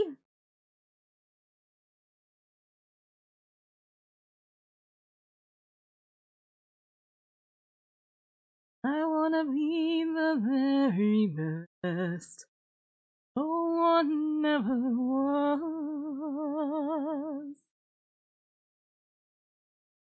All you get. Because I don't know the. It can be upbeat. It can be an upbeat ballad. We could do it as a waltz. It would have to be in a 3/4 time though. No, I don't know if you could. So, Over the Garden Wall, the Into the Unknown, that one's a waltz. There's that one Christmas song that it's called the Christmas Waltz. No, it doesn't have the lyrics, yeah. But yeah. Oh, there was love songs in. I said that. Okay. We could do that one because then I don't have to make you guys work and like bring up things. We could just do the Pokemon one because that would be fun. But then that would lead into like the next time being anime. But I can do it for next week. I could do the Pokemon one, and then I don't have to worry so much about having people send in requests. And then the next one will be anime. I'll give you a lot of time for anime. I have a feeling that anime will go quite big. So we might have to do anime part 1 and part 2. Because you guys are all a bunch of weebs. I'm only a weeb about food. I don't know anything about anime. But you're all a bunch of weebs, and I love you. So I have a feeling that one's gonna go kind of hard. So we might end up doing 2 weeks of it. I love you. But you are weebs. So yeah, that makes sense. Let me write things down before I forget, and then I'll remember to... This Christmas list. Yeah, I would love to be able to give you guys a heads up, but that requires me planning. So next week we'll do the Pokemon theme songs. Good suggestion, husband. He always gives good suggestions, though. Almost every time he puts in a song for us to listen to, we pick that one. Pokemon themes is next week. And then the week after will be anime, and I will let you guys know, but I have a feeling anime will go on to 2 times. He does know my voice best. You've known me longer than he has, though, so you should know my voice best. I'm just letting you know, Glitch. That is the truth. What fits in with anime a little bit thematically if we don't get enough to of anime? I don't hear it every day in my house. That's true, but you gotta remember I didn't for a very long time. I'm shy about singing. I feel like I annoy people when they sing. I didn't sing that often until now because there's like a reason to sing. Oh, what fits in with it?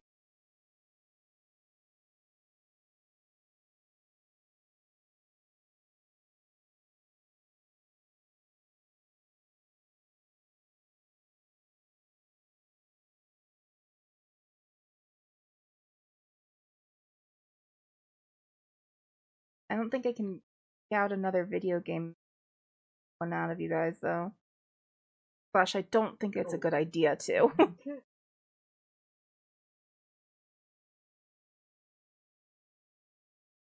Because I think we could go hard with like Bard, but I also don't think that one really fits in. I don't know. Maybe I'll hold on to it and see what happens. We only have to do 3. We only do 3 themes a month. And then if we don't have enough to spread it over 2, I'll toss in like 8 or something like that, something easy. That'll be good. That'll be good. And then we'll do in February we'll do happy songs and love songs. Because that makes sense. Happy songs, love songs, pop, girly pop.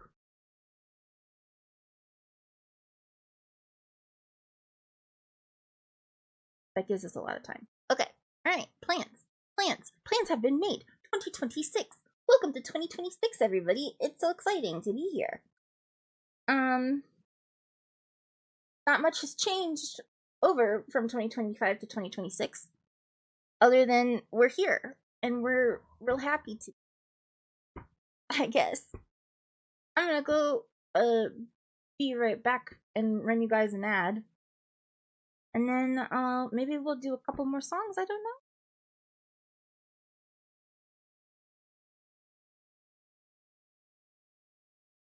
No, I don't remember when that.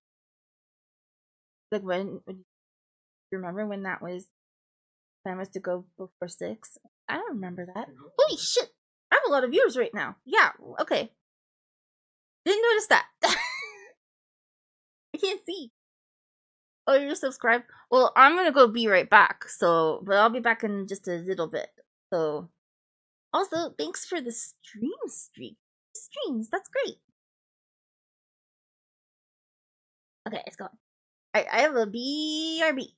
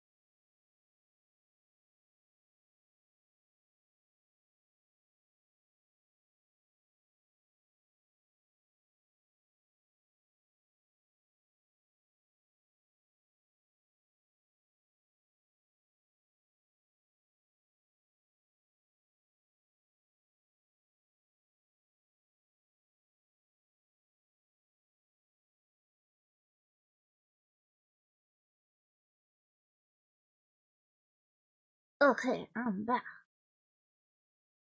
Sorry about that. I get water too.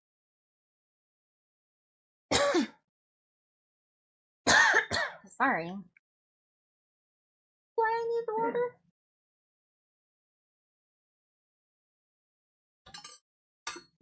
Get on my.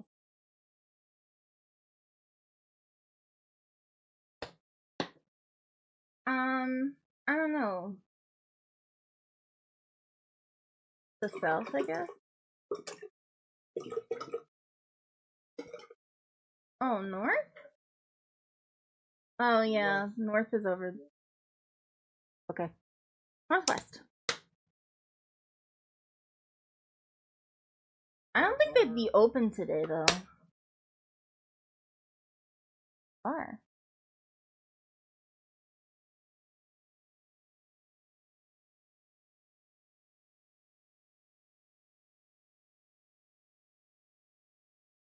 Hi.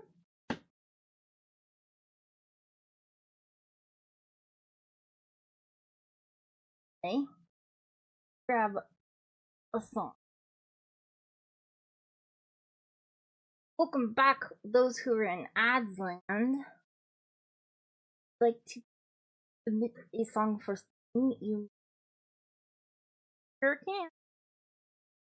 Certainly are allowed to. I'm gonna do a couple more songs and then we're gonna find.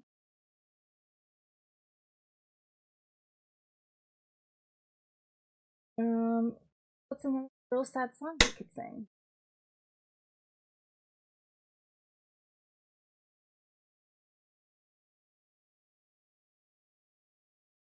Yeah, sorry, Ro. Welcome in, Ro.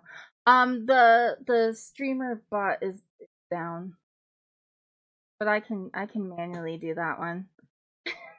That one I can do manually. Streamer bot is broken. Let's see. Let's do feel. I haven't done.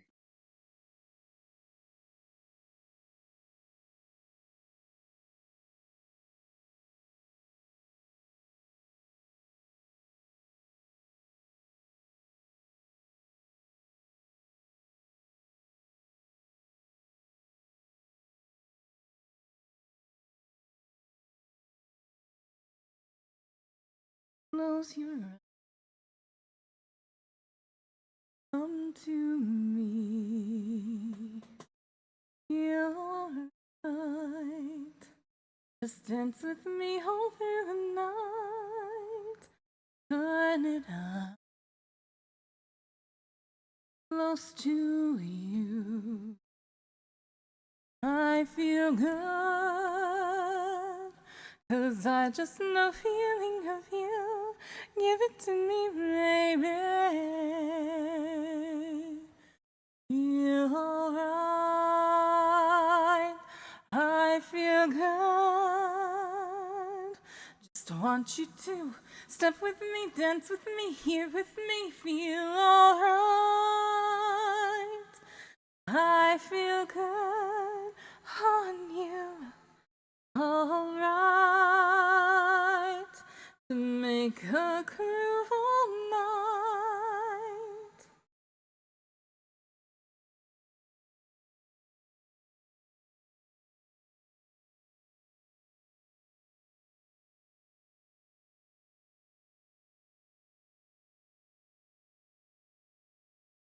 Close your eyes, come to me. Feel alright. Just dance with me all through the night. Turn it out. Close to you. I feel good. 'Cause I just know feeling of you. Give it to me, baby. Feel alright. I feel good. Just want you to step with me, dance with me, here with me. Feel alright. I feel good on you. alright to make a cruel night.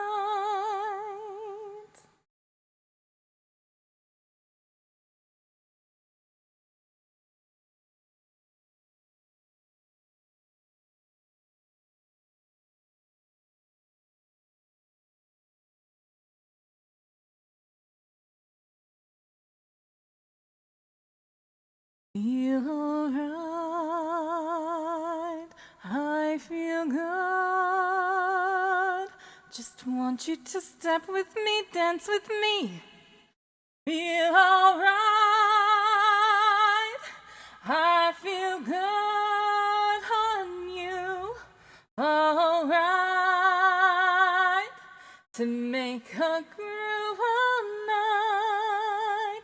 Oh.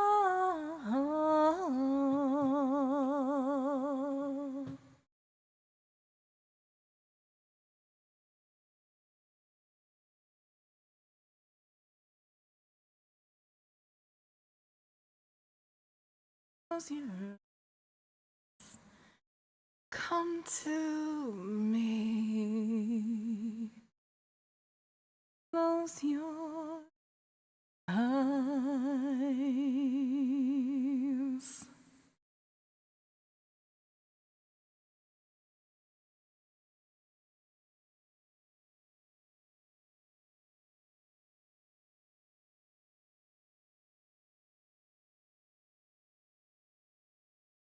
Iro. Oh, what the hell did you do to yourself last night, Fog? Oh no.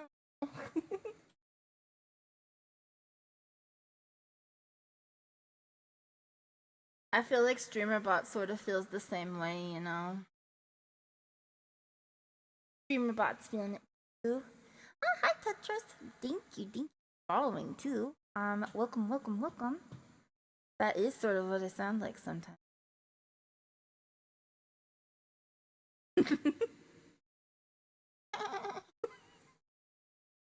Dolphins sound like, don't they?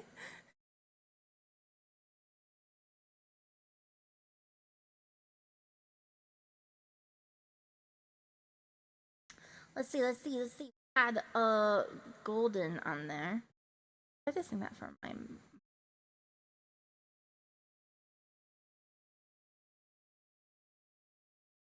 I wanted to hear it. We don't have a recording of this one.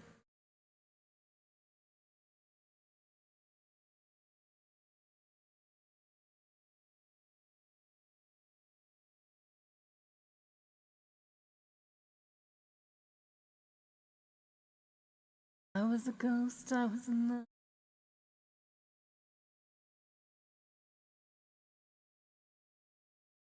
Given the throne, I didn't know how to believe. I was the queen that I'm meant to be. I lived two lives, tried to play both sides, but I couldn't find my own place. Not a problem child, 'cause I got too loyal, and now that's how I'm getting paid. Get to see on stage, I'm done hiding. Now I'm shining like I'm born to be. We dreaming hard, we came so far. Now I believe. It's a moment, you know, together we're glowing. Gonna be golden. Oh, with our voices, you know, we can just surround them. Gonna be golden. Oh, I'm done hiding now. I'm shining like I'm on to be. Oh, a hard time, no fears, no lies. That's who we're born to be. Waited so long to break these walls down. Wake up like me. Put these patterns all in the past now, and finally live like the girl they all see. No more hiding, I'll be shining like I'm born to be. 'Cause we are hunters, voices strong, I know I believe we're going up, up, up. It's our moment. You know, together we're glowing. Gonna be golden. Oh, oh, oh, oh, voices. You know, we just want 'em. Gonna be golden. Oh, I'm done hiding now. I'm shining like I'm on demand. Oh, a hard time, no fears, no worries. That's who we're born to be.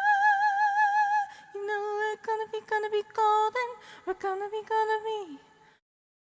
born to be glowing. But keeping you to read. You know it's our time, no fears, no worries. That's who we're born to be.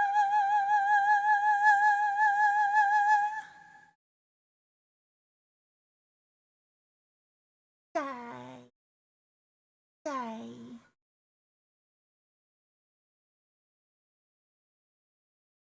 We had some happy songs. Some happy songs happened. We felt good. We were golden. we could let it go. You shouldn't let it go. No one's ever gonna want to sing that song, but it's on there. If one Disney, like, I think that is the only Disney song. You know, it felt good at the time. I couldn't think of anything for animated TV films, and I was like, well, I know that one.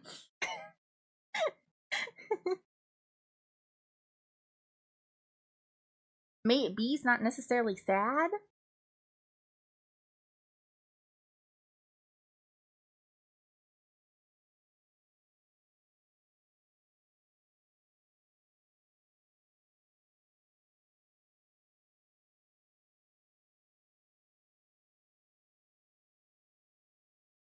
Okay. Look at it's freaking bats. I love Halloween.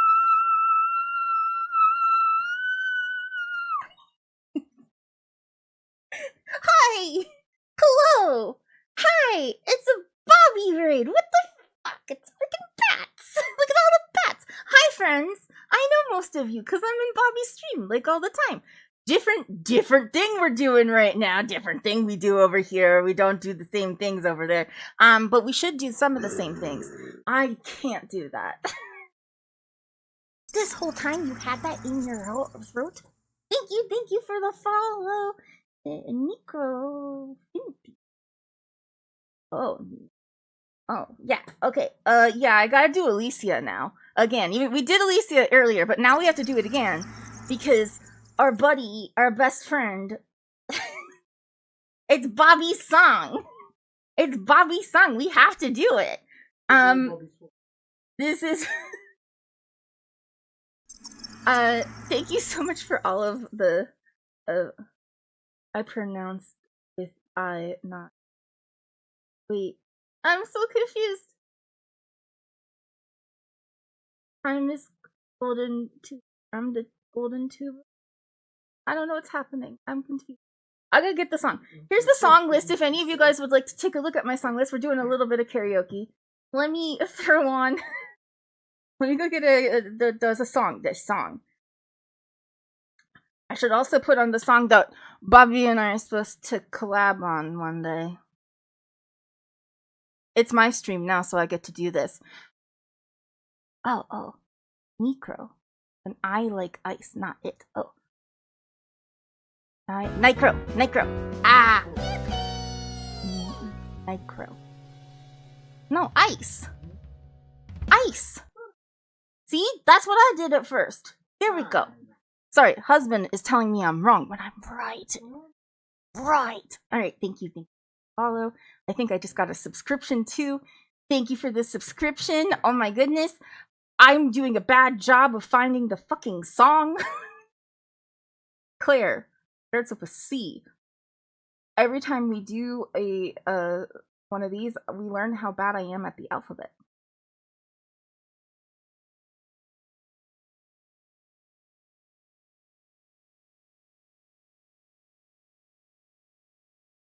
咲いたレオもういいだね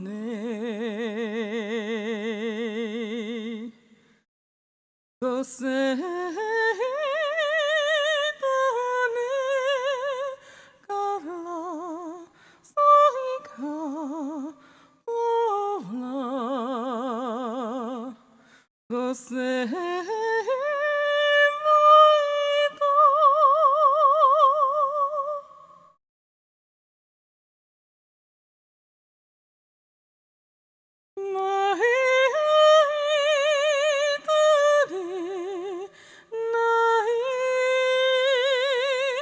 そけも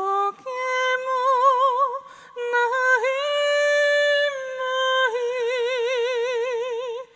ありさいたねないそういないぬあい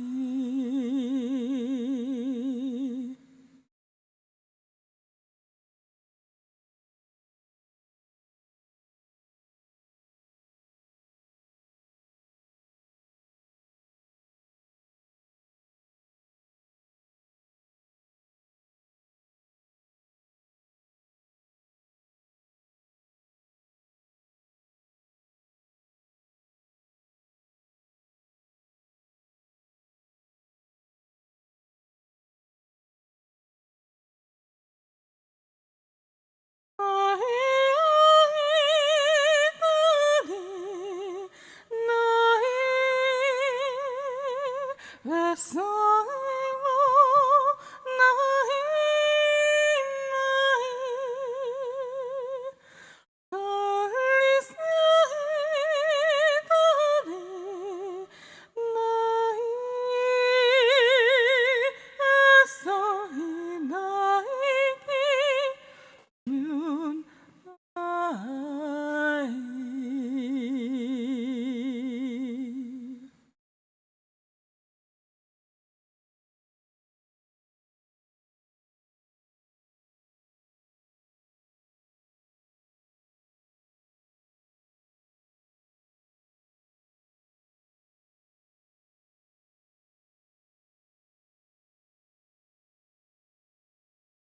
Yay!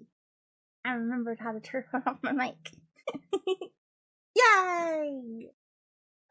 Just another heads up, a lot of the redeems are kind of broken right now, because server bot is down. And hopefully they fix it soon. Yay!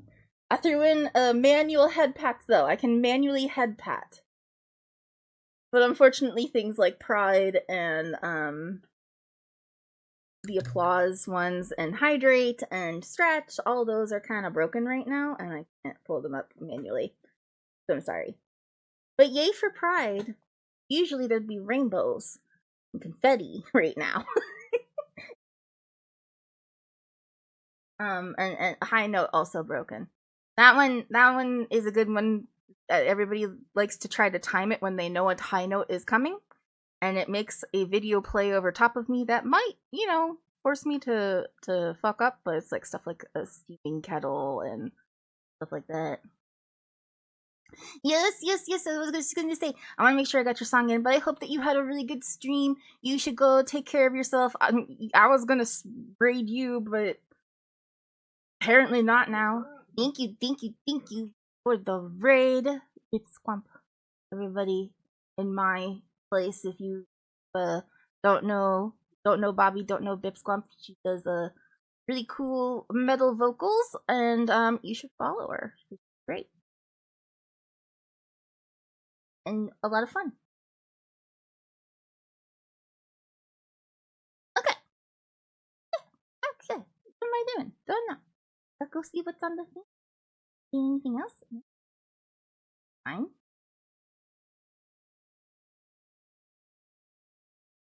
Oh man, I'm getting tired too. I was late coming on today because I needed a nap. And I didn't wake up until right before I was supposed to start it live. So I was like, whatever, I'll get out of bed. We'll get there. I'll get there. It's like it's New Year's Day. We get to be slow today.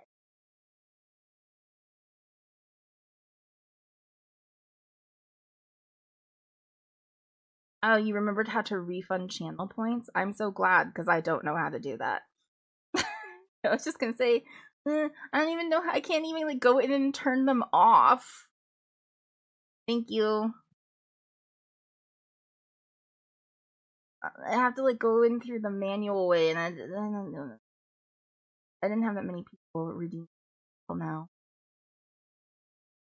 Let's do one more song. What should it be?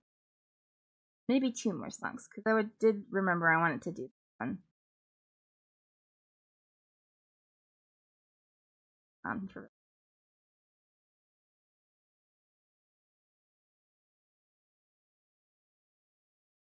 If I could begin to be half of what you think of me, I could do about anything. I could even learn how to love.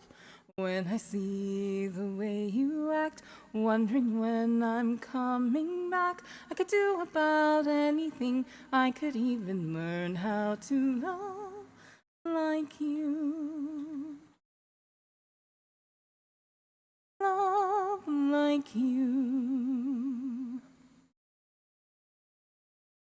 I always thought I might be bad. Now I'm sure that it's true. 'Cause I think you're so good. And I'm nothing like you. Look at you go. I just adore you. I wish that I knew what makes you think I'm so special. If I could begin to do something that does right by you, I would do about anything. I would even learn how to love. When I see the way you look, shaken by how long it took, I could do about anything. I could even learn how to love like you. Love like you. Love me like you.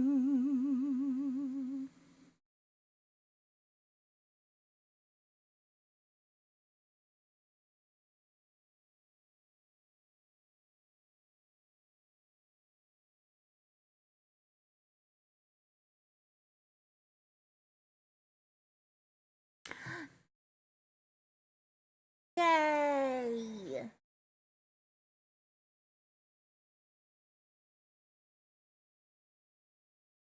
That one was in Universe Time. We that was part of last.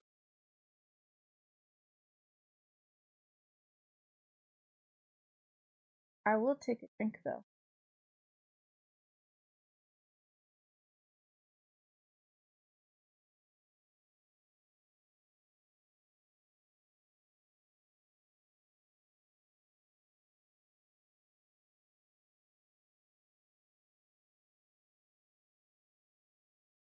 Water. Sweet. I'm gonna finish out with What If I Forget Your Face? Well, sad on this beloved 2026, first day of 2020. Just to be, we could all be sad. Reflect on the sad. That's something and I didn't. Off. Just to, yeah, these. I will stretch though. Usually there would be a little video of my dog right now, but unfortunate. Unfortunately, cannot get that one to come up. Okay. That one. Oh yeah, that one's at the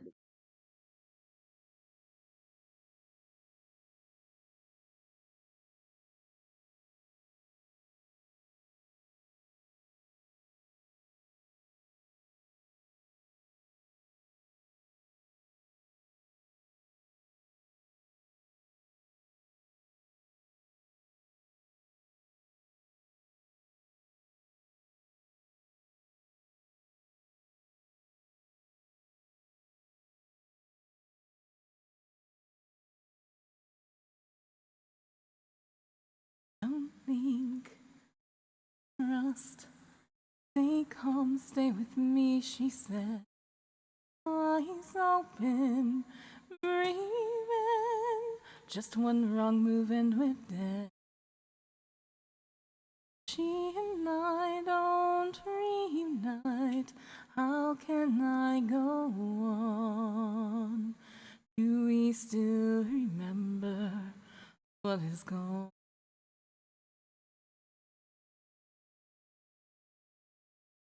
What if I forget your face? What if you move on without me?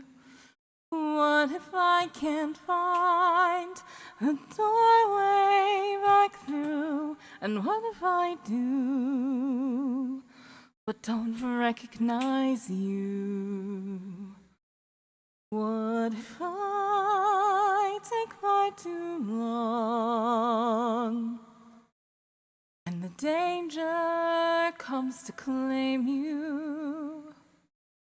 What if I'm too late to save you from your fate and you are lost forever 'cause of me?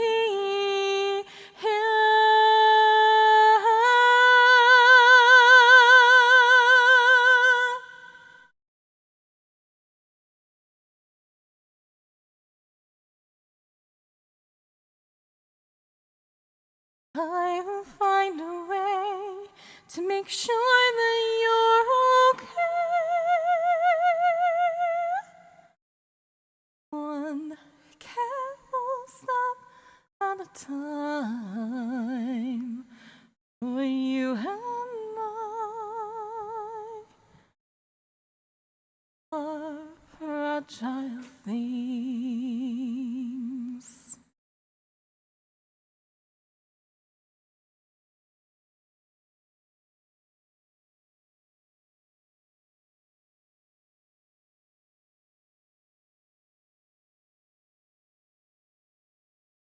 Yay. Hooray. Wonder. Excitement. Lovely.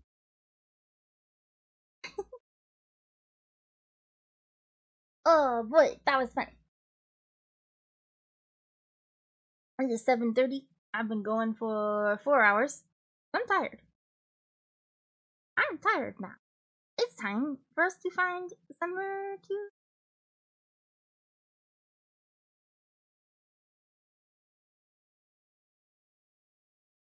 Our background. Who's still on? Dreamerbot ever?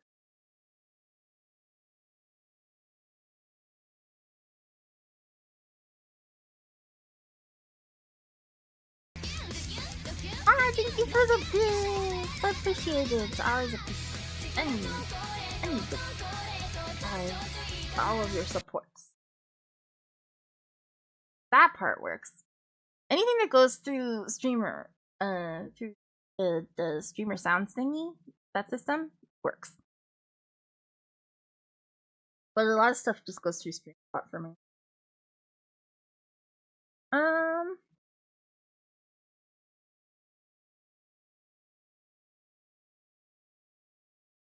What? I didn't have hiccups with.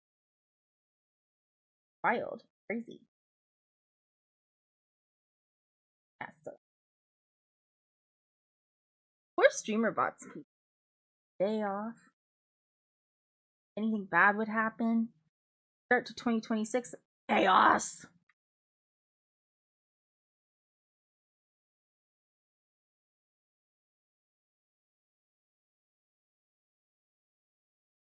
Looking. Say hello. Tell them how. Anybody up next? Follow. Not really. Oh.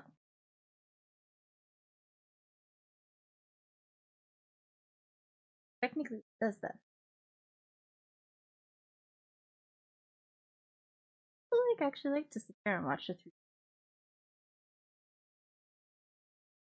Why am I asking questions? Of course they do. People are weird.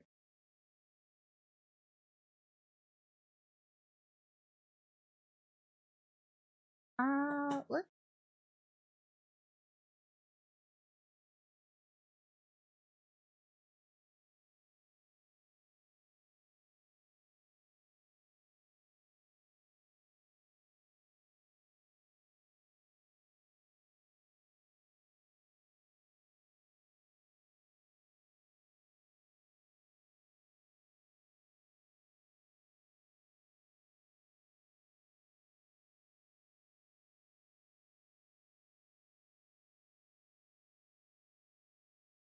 We have somebody doing karaoke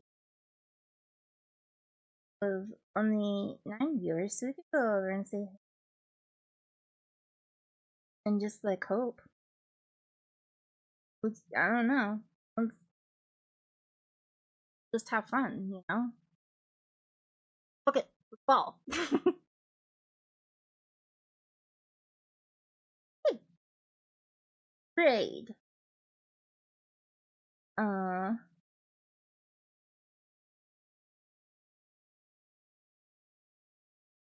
Well, no. Private.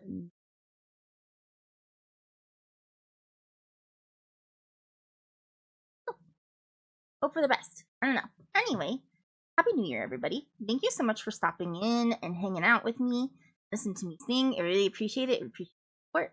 And I hope you all have a really good year and that 2026 brings you lots of gifts of love and appreciation and excitement or whatever, what have you. All those things. I hope it gives you a lot. Let's go check out this VTuber and find out what they're all about, because I don't know. I'm going in blind. Just like you. Just like you. But maybe they'll be cool. Okay, I will see you guys Saturday. Saturday is my next streaming day. We'll probably do some more Vampire Therapist, to be honest. But I hope to see you soon. Bye, everybody.